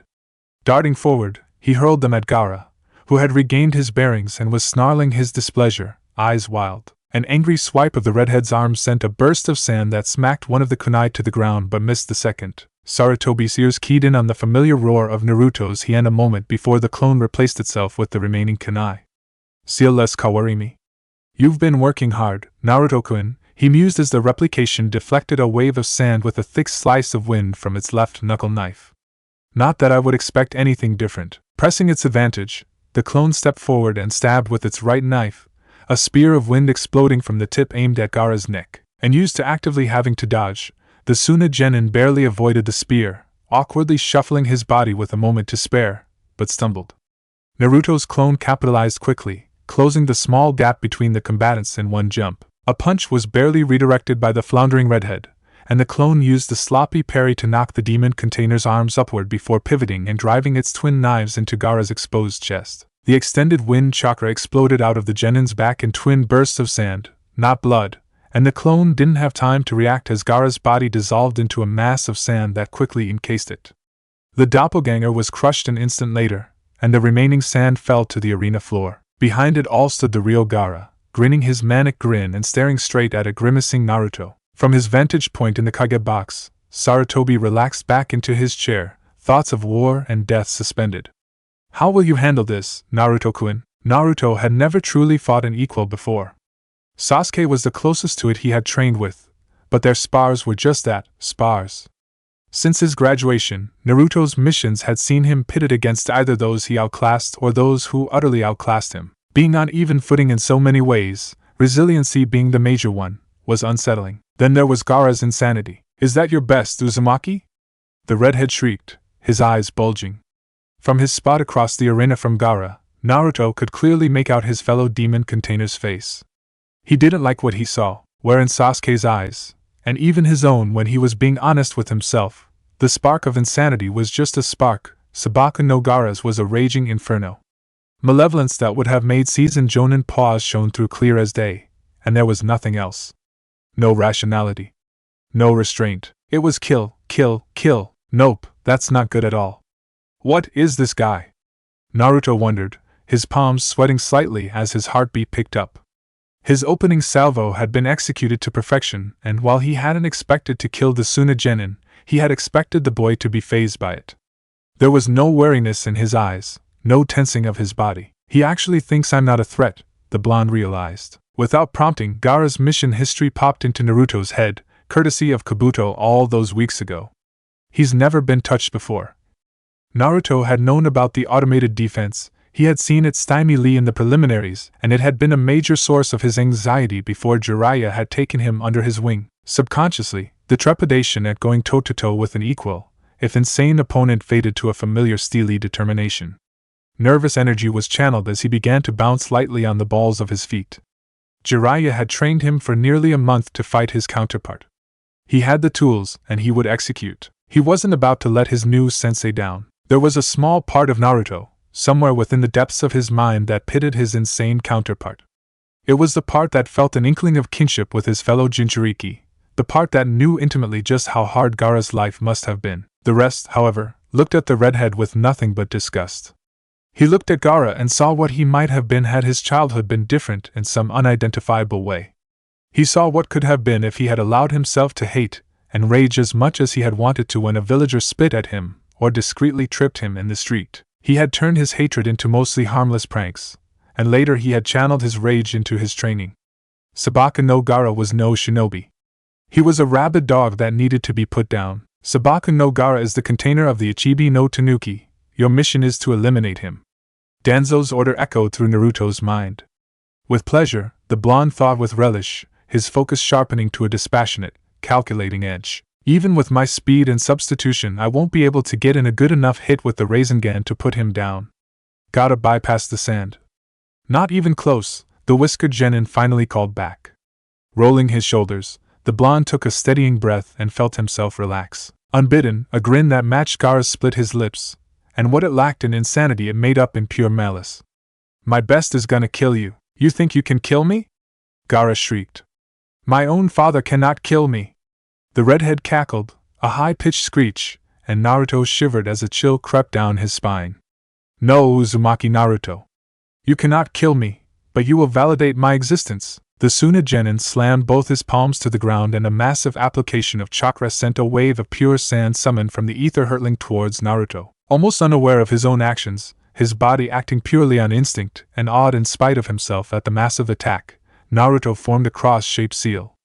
A kage bunshin exploded into life as the original leapt backwards on chakra-enhanced legs. Landing crouched 10 yards back from his clone, Naruto watched as the doppelganger flew through hand seals. A charged futon, Daitapa burst from the clone's throat that plowed a clear path through the ocean of sand. Drawing its knuckle knives, the Kage Bunshin sent a torrent of wind chakra down them before taking off at a sprint into the newly created path. Naruto himself watched his clone's progress for a moment with satisfaction. Seeing the monstrous wave of sand bearing down on him even as his clone cut a swath through it, he grimaced. This is gonna fucking hurt, he muttered. Palming a kunai, he encased it in wind chakra and hurled it skyward with all the force he could muster. Blue eyes shifted to the flood of sand and narrowed as he steeled himself. Years of practice told him exactly when the knife hit the apex of its flight, and suddenly he was airborne, sharp focus and a small application of chakra replacing himself with his thrown kunai.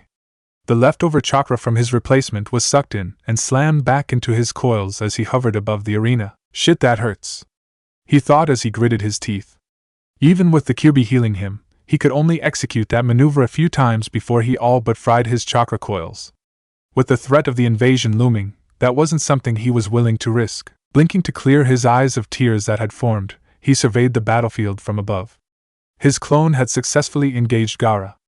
Great sweeping gusts of wind from the knuckle knives blasted sand away from the doppelganger almost as soon as the Suna genin had directed them. The clone, through a series of acrobatics and redirection, was slowly but surely making its way towards its enemy. He gripped his right wrist as he began his descent. Blue eyes narrowed in concentration, and Naruto gritted his teeth as he channeled a ridiculous amount of chakra in the shape of a sphere.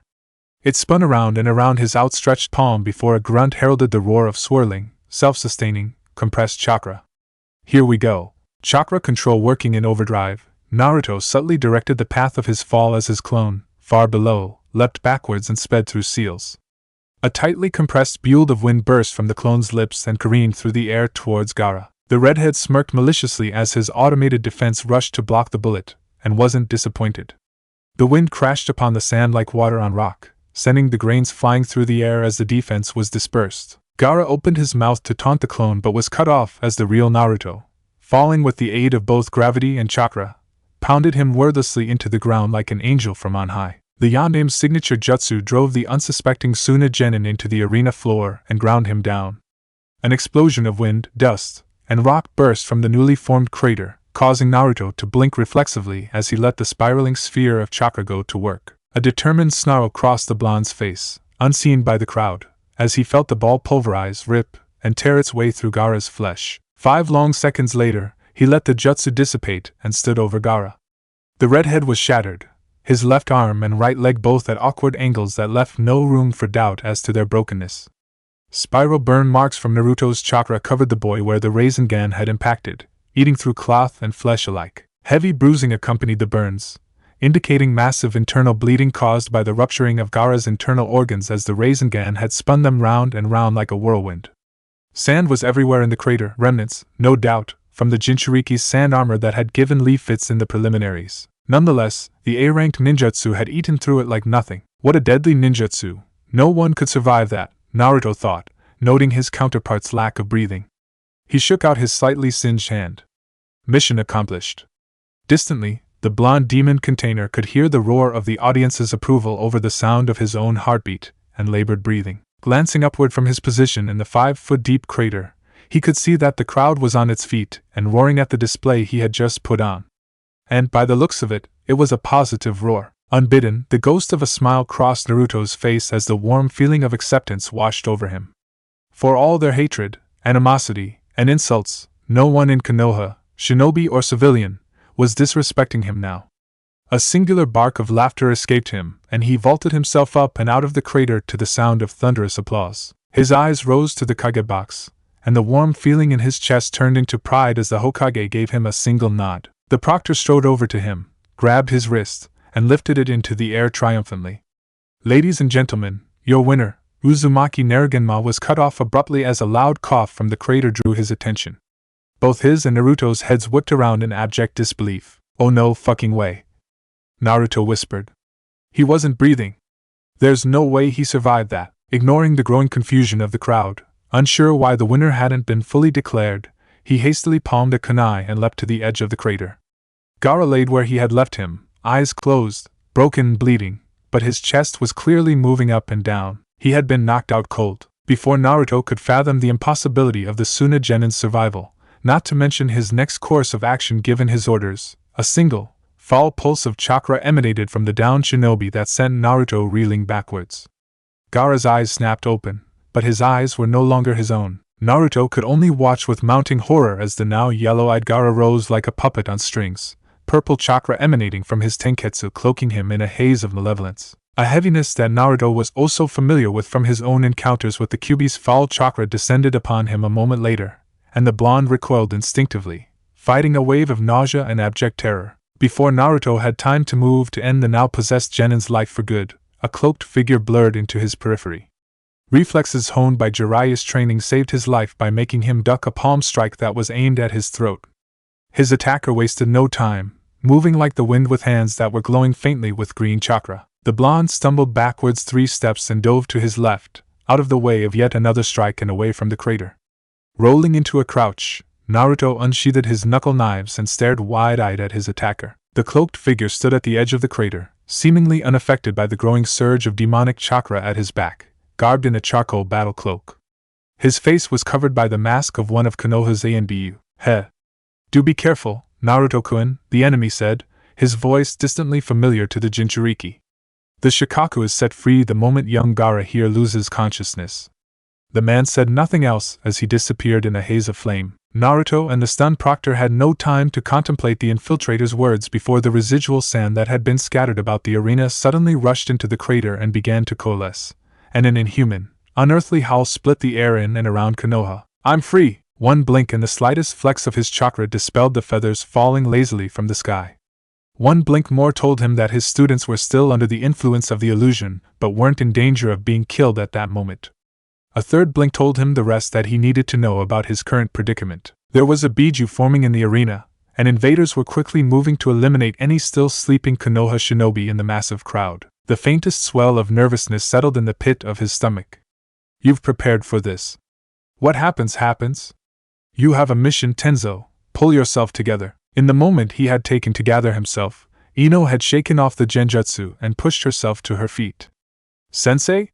she muttered, clearly confused. A twinge of annoyance at being delayed further was repressed as he faced his student. "Konoha is under siege from Suna and Oto. Wake Kiba and proceed to the academy for further orders. Take any Konoha genin you find with you." The complicated set of emotions that crossed the blonde's face would have been comical had the situation not been so serious. She finally settled on something approaching dumbstruck, which was understandable given the information he had dumped on her. He had no time for that, however. Now! A single burst of concentrated killing intent shattered her stupefied silence, and the blonde scrambled to check on her still incapacitated teammate. Bringing his analytical gaze back to the arena, Tenzo put them out of his mind. They were as well trained as any genin. Whatever would happen to them was out of his control. He had far more pressing matters to attend to. The bijou was rapidly gaining cohesiveness, sand that hadn't previously been in the arena materializing from nothingness as malevolent chakra called it to bear. Naruto stood next to the similarly stunned proctor, for the first time in Tenzo's memory looking truly lost and out of his depth. He supposed it was natural. The boy had been trained to fight a Jinchuriki, not a bijou. Tenzo had been positioned in case the mad Suna genin had proven too much for his blonde counterpart, and released the demon of his own free will. No one had known that the beast would be unchained the moment Gaara lost consciousness. Pushing useless thoughts from his mind, Tenzo leapt from his perch on the balcony and powered toward his student. His hands rapidly formed seals that he had drilled to near excess almost 13 years before. "Hokage Shiki Jijuin Jutsu, Kakwan Niten Sui Shu," he bellowed. Kanji carved from chakra etched itself into his palm as water and earth shaped to his will. 10 pillars exploded from the depths of the arena around the crater where the Shikaku formed, metal spike protruding from their length that immediately began to absorb the poisonous chakra like leeches on flesh. He landed in a crouch next to Naruto, palm outstretched and sweat beading on his brow. "Sensei!" Naruto shouted, both shocked and relieved. "What are you? Cover my flanks!" Tenzo bit out, directing it both at his student and the stunned special jonin. The technique had been designed by the Shodai in conjunction with other Mokuton techniques that were far beyond his meager, bastardized talents. It required all his concentration to maintain the attack without the supplemental justice, not to mention the added time. Naruto, to his credit, didn't question the order. The blonde, his eyes bleeding from clear blue to deep purple, bared his teeth in acquiescence, and turned his back to Tenzo's left side, searching for threats. To the jonin's right, the proctor did the same. "Nuh!" In the crater, the bijou screamed its fury at being halted in its formation. "You will not end my existence!" It howled, but it was powerless to stop its own malevolent essence from being sucked into the pillars wisp by wisp. The spikes were like vacuums, slowly but surely sucking the purple, demonic chakra into the pillars where it dissipated to nothingness. Sand that had been gathering into a monstrous shape now fell back down to earth with nothing to guide it. Sweat dripping into his eyes, mind solely on maintaining the technique, Tenzo felt, more than saw his personal space invaded by the ANBU who had disrupted Naruto just minutes before.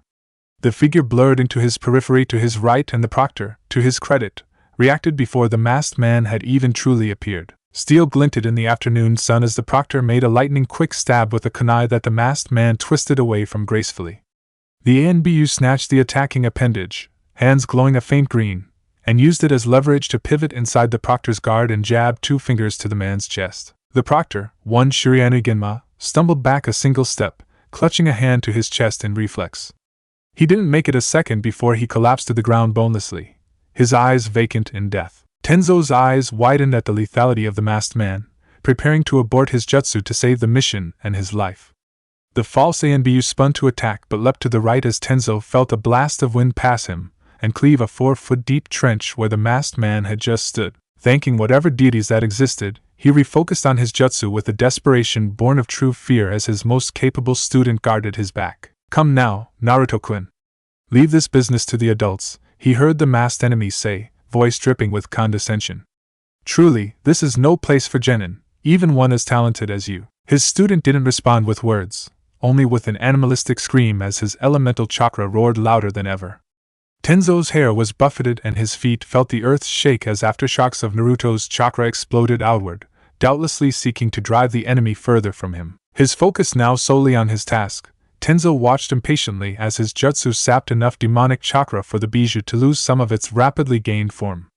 It shrank, screaming impotently all the while, as great purple wisps left its mass in greater number, as the technique gathered steam. Sand that had once been rushing to the center was now freely carried by the aftershocks of Naruto's futon jutsus, turning the center of the arena into a massive sandstorm that Tenzo squinted his eyes against. The Jonin's breathing began to ease ever so slightly, just before his keen senses flared in warning and Naruto screamed, "Sensei!" from afar. He ducked just in time to save his head from being shorn off by a pure blade of wind, but had no time to avoid a follow-up roundhouse kick to his chest that sent him flying. His concentration evaporated as he righted himself in midair, a spike of pure frustration shattering his composure as his jutsu collapsed. He landed deftly on the balls of his feet, glaring at the Suna Jonin who had interrupted his mission so close to completion. Tenzo's mind characterized the man's attire, standard except for the curtain-like mask that covered half the man's face, and identified him as Baki. The Jinchuriki's sensei was one of Suna's elite, not to be taken lightly. Every second passing, however, was time for the bijou to form. That was unacceptable, elite Jonin in his way or not. His hands blurred through speeds too fast for the untrained eye to catch and he reared back, gathering chakra in his mouth, before spitting a bullet of condensed water at his enemy. Baki gave no ground, blurring through seals of his own and releasing a bullet of wind aimed at his head that shattered his teppadama in midair. Tenzo allowed it to pass harmlessly over his head as he completed another set of seals and slammed his palms to the earth. Doton Doriakatsu. The ground fractured as he poured his chakra into it, cracking at his enemy's feet before rising and splitting entirely with a resounding crack. Baki leapt to his right to avoid the chasm and Tenzo was on him in an instant. The former Yanbyu chucked a kunai at near point-blank range that the Suna Jonin avoided with a simple tilt of his head. The distraction served its purpose as Tenzo pivoted inside Baki's guard, kunai in hand aimed at his enemy's neck. The Suna Jonin, off balance, was forced to block with his forearm. Blood exploded as weapon met target, and Baki snarled. The Jonin used his damaged arm to grab Tenzo's wrist in a vice grip before pulling the Konohanin forward and thrusting out with his right hand.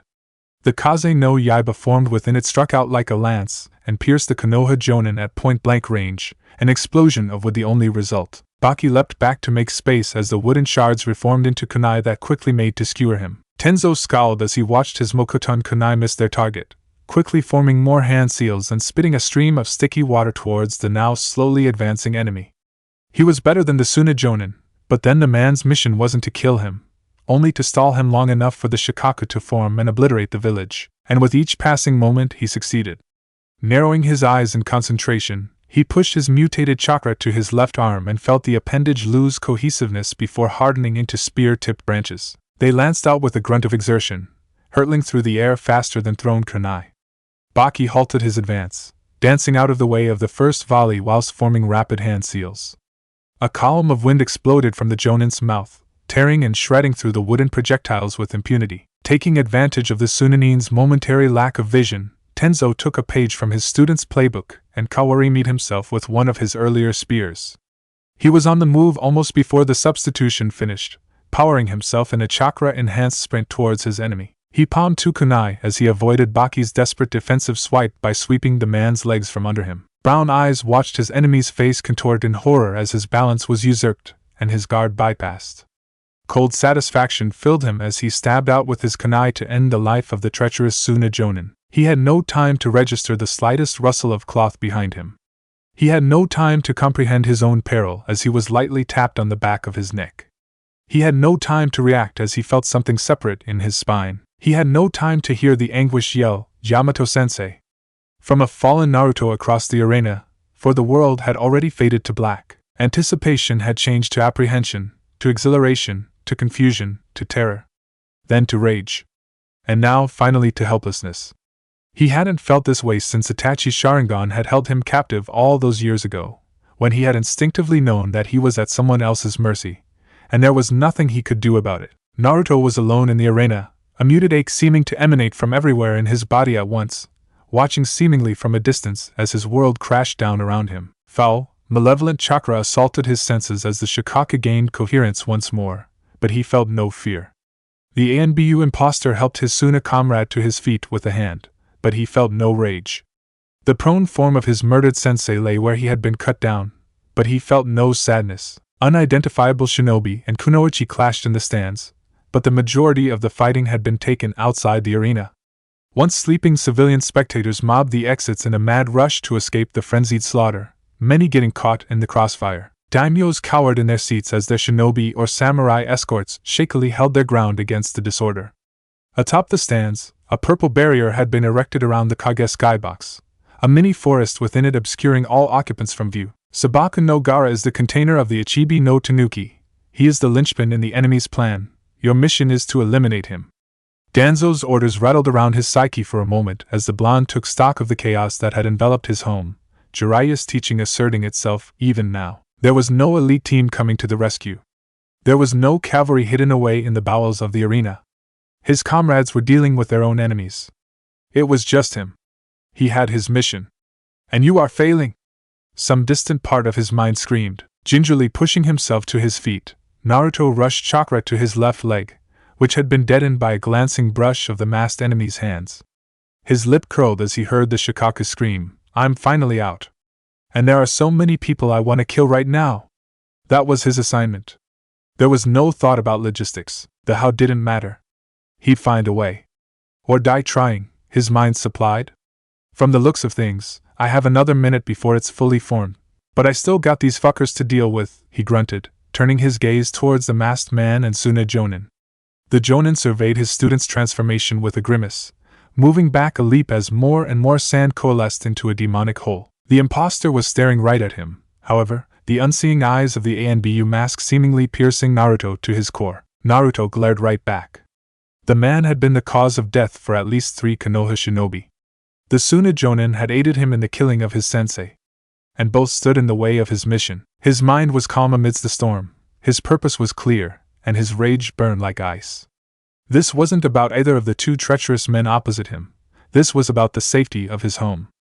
A snarl split Naruto's lips as he felt the Kyuubi's chakra stir in his gut, still tightly bound by his will until he chose to unleash it. He's already killed 2 Jonin. I'll only get one shot at this.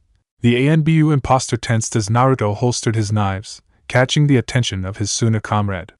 Mauve eyes narrowed as the blonde prepared to unleash hell as the Shikaku formed to his right. Without warning, the world kicked into high gear. Chakra rushed to his left palm where it spun, merging into a tightly spun Rasengan in the blink of an eye before Naruto exploded forward, leaving a shower of dust and cracked earth in his wake. The blonde disappeared from sight, blurring in to kill the imposter faster than the eye could track. And the deadly hammer blow was casually halted by the masked man firmly grabbing Naruto's wrist, stopping his momentum dead. The man rocked back on his heels for an instant, phenomenal chakra control holding him in place against the sheer kinetic force of the attack. I told you, Naruto-kun, the man said over the whirring of the Rasengan, a smirk clear in his voice. This is no place for genin. The blonde let loose a smirk of his own, sparing half a second's thought before violently retracting his left arm. The masked man was good, but the split second when he was off balance was all the time Naruto needed to pivot and unchain the demonic chakra that had been begging for release in a devastating punch. The fist connected with the imposter's chest in a detonation of malicious red chakra, and the man had no time to blink before he was blasted through the arena wall behind him like a bullet. The demonic chakra bubbled and burst forth from Naruto's tenketsu with a searing heat that pierced him to the bone as he moved to press his advantage. A quick turn squared him up against the stunned Suna Jonin, and he lanced out with a spear of pure chakra before the man had time to attack. The sand ninja tried to spin out of the way at the last moment, but couldn't completely avoid Naruto's rapid offensive. Coming out of his rotation, grimacing in agony as now exposed skin on his upper chest sizzled where his flak jacket had melted, the man tucked and rolled to his left to avoid being decapitated by Naruto's attempted clothesline. A kunai found its way to his good hand in time to hastily parry a slash of the blonde's claws. Inhuman chakra ignited Naruto's muscles as the blonde slashed at the defensive jonin, where he clashed with the kunai once, twice, 3 times before swiping it out of the man's hand with a growl. Sliding inside the Sunanin's guard and jabbing with his right claw, he dug into the already damaged flesh of Baki's upper left chest as the man let loose a shriek of pain. A quick twitch of the man's reflexes prevented him from skewering the heart, but Naruto didn't waste time lamenting his missed opportunity. Even as the corrosive chakra ate away at his enemy's flesh, Naruto reversed his momentum and pulled the Sunanin into a grapple before torquing his body and slamming the jonin into the arena floor with a crash and explosion of smoke. Kawarimi, Naruto's clouded mind supplied, but he was already in motion, rolling out of the way of a futon, Renkuden, and squaring himself up for another lethal offensive. The jonin blurred through hand seals as fast as his injury would allow and swung his head back and forth with 2 fingers pinched around his lips. 5 blades of wind erupted from the man's mouth and screamed towards Naruto, who was forced to strafe to his right to avoid being cleaved to pieces. The blonde moved to press forward on the offensive but was halted as 3 spheres of wind crashed to the arena floor, enhanced reflexes powering him in a tight backwards leap away from the danger. Red, slitted eyes narrowed in frustration as the jonin launched a massive, compressed sphere of futon chakra before he had even set his feet. Struggling to maintain his coherence against the red haze that had settled over his mind, Naruto acted on instinct alone. Pulling the poisonous chakra of his prisoner to his throat, the now feral blonde reared back and screamed. The burning chakra escaped Naruto's mouth in a wave that crashed against the inclement wind sphere and exploded in a swell of foul, humid air that quickly blanketed the arena as a whole, pushing the enemy jonin back a step. The Sunanin's lip curled in response to the counter, teeth grinding against the pain of his wounds, before chancing a tiny glance over his shoulder, where the shikaka had nearly completed its formation. Naruto, sensing the opportunity, burst forward, striking with his right arm, causing a clawed arm of red, bubbling chakra to lance out to crush his enemy. He hit nothing but air, however, as the jonin turned back around and formed a single seal with his good hand, disappearing in a blur of movement. Naruto skidded to a stop, snarling as he whipped his head back and forth, extending his senses to locate his enemy. He found nothing, his awareness stretched thin, only able to feel the heavy malevolence of the rapidly growing Bijou some 50 yards in front of him. A distant part of his mind reasoned that it was the Kyuubi's own cloak of chakra that kept him from suffocating under the inhuman amount of killing intent being spilled by the Ichibi. He glanced up, and up, and up to finally regard the cackling visage of the Bijou. The monstrosity was nearly 20 stories tall, far taller than any building in Konoha. A crash nearly made the adrenaline, Yukai-fueled Naruto jump, the beast's tail casually leveling the arena wall behind it. "I see you, little Kyuubi!" The demon roared, its massive yellow pupils focused on Naruto even from hundreds of feet in the air. A single swipe of its tail leveled the wall to its left, where some Konoha shinobi had begun firing jutsu from. Neither the Bijou nor Naruto spared the destruction a glance. "You could not end my container's existence, and you will not end mine." Without warning, the demon's body inflated for a moment before a massive futon bullet mixed with purple, demonic chakra burst from the Ichibi's mouth. It was only the Kyuubi's chakra coursing through his coils that gave Naruto the speed to power his body back against and up the arena wall 10 meters behind him. As it was, the massive explosion of futon blades that erupted when the bullet impacted still managed to slice through the Kyuubi's cloak and cut Naruto almost to the bone. The blonde hissed as steam rose from the rents in his body, the Kyuubi's chakra knitting the wounds back together before blood could even drip from them. From atop the arena wall, Naruto stared upward with narrowed eyes as the resulting dust and debris from the attack settled slowly. A single tail of boiling, crimson chakra waved slowly behind him of its own accord. Inwardly, Naruto roared. True to its word, the Kyuubi had not tried to overwhelm his mind when he had called the foul chakra from his prisoner. But the deadly essence was so imbued with the beast's hatred that the blonde felt as if his skull was being cloven in two just trying to maintain his equilibrium. Compromised as his mental state was, however, he didn't have time to wrestle his own emotions. He only had time to act. Instinct blurred with cognition as Naruto powered himself back down to the arena floor. The half-plan formed in his mind carried him towards the Ichibi's legs even as his hands sped through seals. Naruto's ears popped as the air behind him compressed for an instant before a massively overpowered futon. Daitapa roared its fury and crashed into the sandy Bijou's left leg. Sand exploded from the appendage, and the demon roared as half of its leg was blown clean off, causing it to plummet towards the ruined arena wall. Naruto wasted no time, shooting forward faster than ever before. He screamed as a blood-red Rasengan took shape in his hand and turned himself into a missile by launching himself directly at the falling Bijou's face. He didn't make it more than 15 meters before a sandy appendage rose to swat him like a fly. Muscles aided by his prisoner, Naruto twisted his body in midair and brought the spiraling sphere to meet the attack. The Rasengan detonated with the force of a small bomb, blowing the hand off the Ichibi and the backlash hurling Naruto through the ruined wall and into the village proper. He hit the ground and bounced once before rolling to a stop against a building and pushed himself to his feet once more, the cloak taking the brunt of the concussive force. Crimson eyes widened in dismay as sand rapidly reformed the hand and leg he had blown off with his techniques, the massive demon screaming its fury all the while. "You cannot end me, little Kyuubi!" Naruto was airborne before he knew he had to move, an instinctual chakra-enhanced leap carrying him up and over the top of 2 blocks of buildings to his right. It wasn't a moment too soon as 3 monstrous futon, Renkuden stole his breath as they passed and obliterated the entire city block he had propped himself up against. The first emotion to pierce the haze of his cloak was shock as the blonde watched buildings, and their screaming occupants, crushed, shredded, and torn asunder in a massive shower of debris. Desperation battled with Naruto's rage anew as he watched the senseless destruction of his home. This was a power he had never dreamt of seeing before. This was a power he had never been trained to counter. This was a power he could not stop, but it didn't matter. His home was under siege. He had to stop it. Reaching deeper within the well of power granted by his prisoner, a crimson corona of power exploded around Naruto as he drew more demonic chakra than ever before. Teeth sharpened to fangs, claws lengthened, whisker marks deepened further, and a second tail of boiling chakra rose from the pit of Naruto's hatred to join the first. Deep within his psyche, the fox's menacing laughter was deafening. Naruto sprinted forward, bounding over buildings and leaving a cracked earth and an afterimage in his wake as he directed his foul power with a single-minded focus. Destroy the Ichibi. He was upon the beast in a second. Instinct directing his intent, Naruto thrust his hands forward as twin arms of pure malevolent chakra extended from shoulders and ripped massive hunks of sand from the tanuki's torso. Ignoring the Bija's shriek of fury, the hands grabbed hold of the Ichibi and pulled, launching Naruto like a missile at its face once more. Baring his fangs in concentration, the feral blonde called as much of the Kyuubi's power to bear as he could and struck out in a monstrous, Yukai-augmented haymaker that blasted a third of the demon's face off as he rocketed past. Heavy sand showered him as he descended, and he hit the ground with enough speed to shatter a boulder.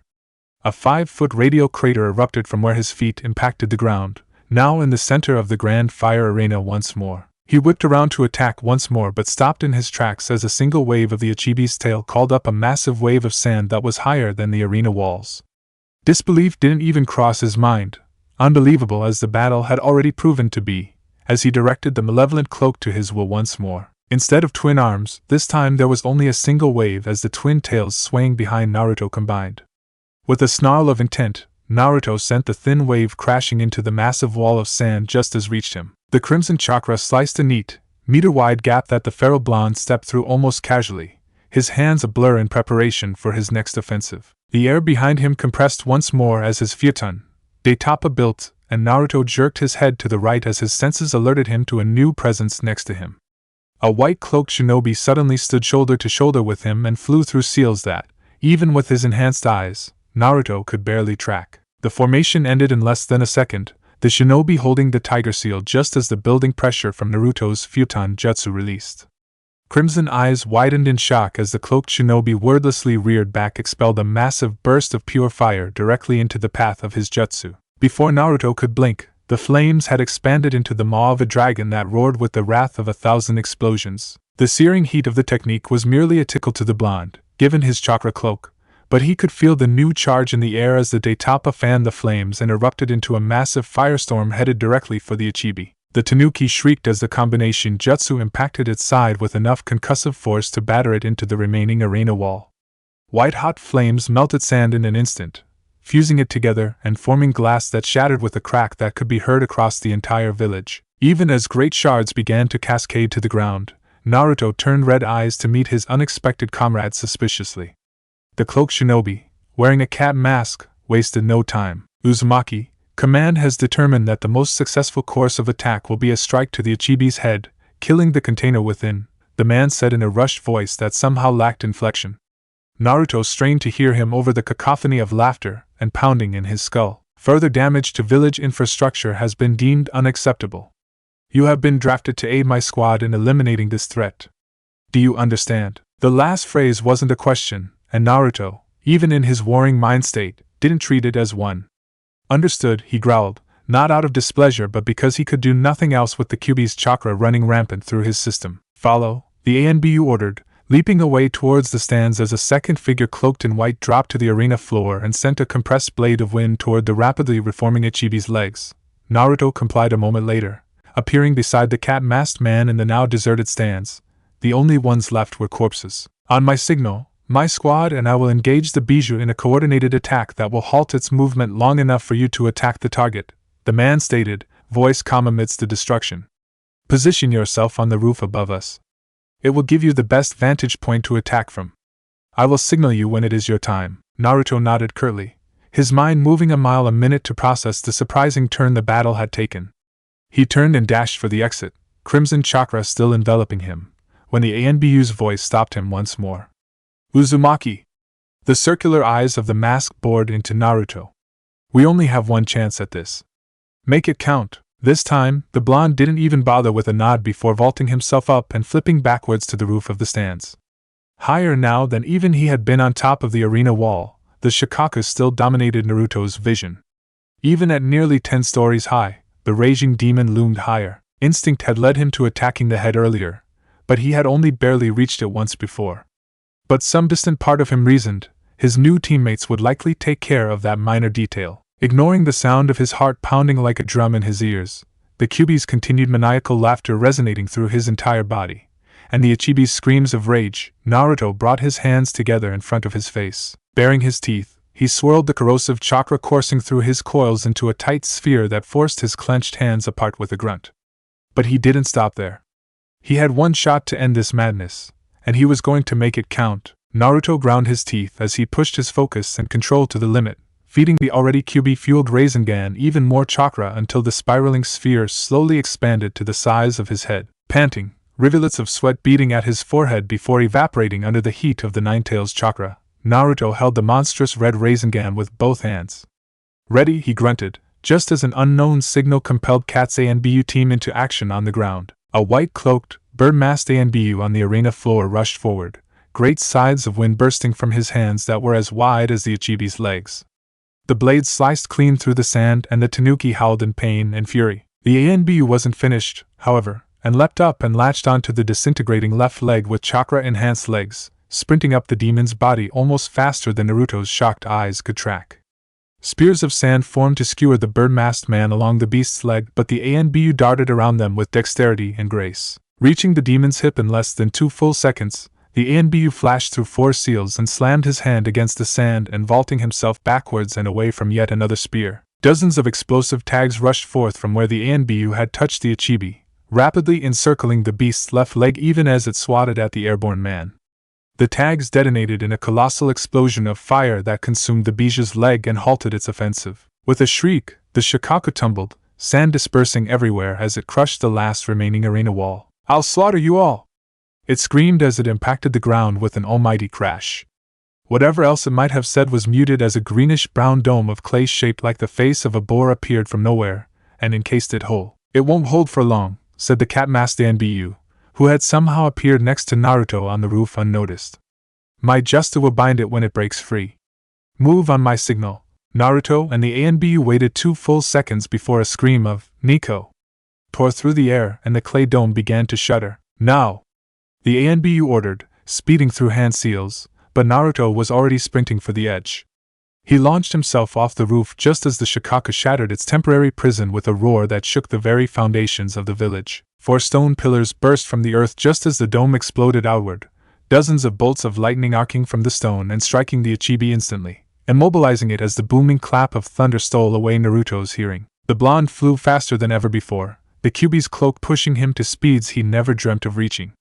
Eyes narrowed in intense concentration, Naruto hit his apex and began to fall, his will directing his chakra which carried him on a crash course for the Ichibi's head. He let his will guide him as he fell, instinct having taken over completely, faster and faster as blue lightning and sand encompassed his field of vision. He didn't notice when the pillars cut off their assault. He only noticed sand and massive, malevolent yellow eyes as he drove his Rasengan into the Shikaku's head like an angel of divine wrath, screaming his feral battle cry for the whole village to hear. Crimson eyes squinted against the immediate sandstorm, barely glimpsing a shock of red hair amongst the grains before the spiraling sphere detonated with the force of 100 explosive tags, and he saw only white. Naruto's eyes went blind, his ears bled, and he screamed, his throat raw as the explosion consumed him. Teeth shattered and skin melted and fused back together as the instantaneous heat pierced the Kyuubi's cloak before the blonde was hurled away like a speeding bullet. Absently, as if from a very great distance, Naruto felt himself crash to the ground and crater. Agonizing heat enshrouded him as the Kyuubi's chakra wasted no time in knitting rent flesh back together, regrowing bone, and remaking hair that had been reduced to ash. Naruto paid it no heed as he used his last ounce of willpower to force his eyes open. Fighting rapidly encroaching darkness at the edges of his vision, he could barely make out the sight of a desert's worth of sand crashing back down to earth from what seemed like a mile away. Heh, he exhaled in what could have been a laugh. Paying it, or anything else, no mind, Naruto let darkness claim him. Thank you for watching. Hit like and subscribe if you want more of this story.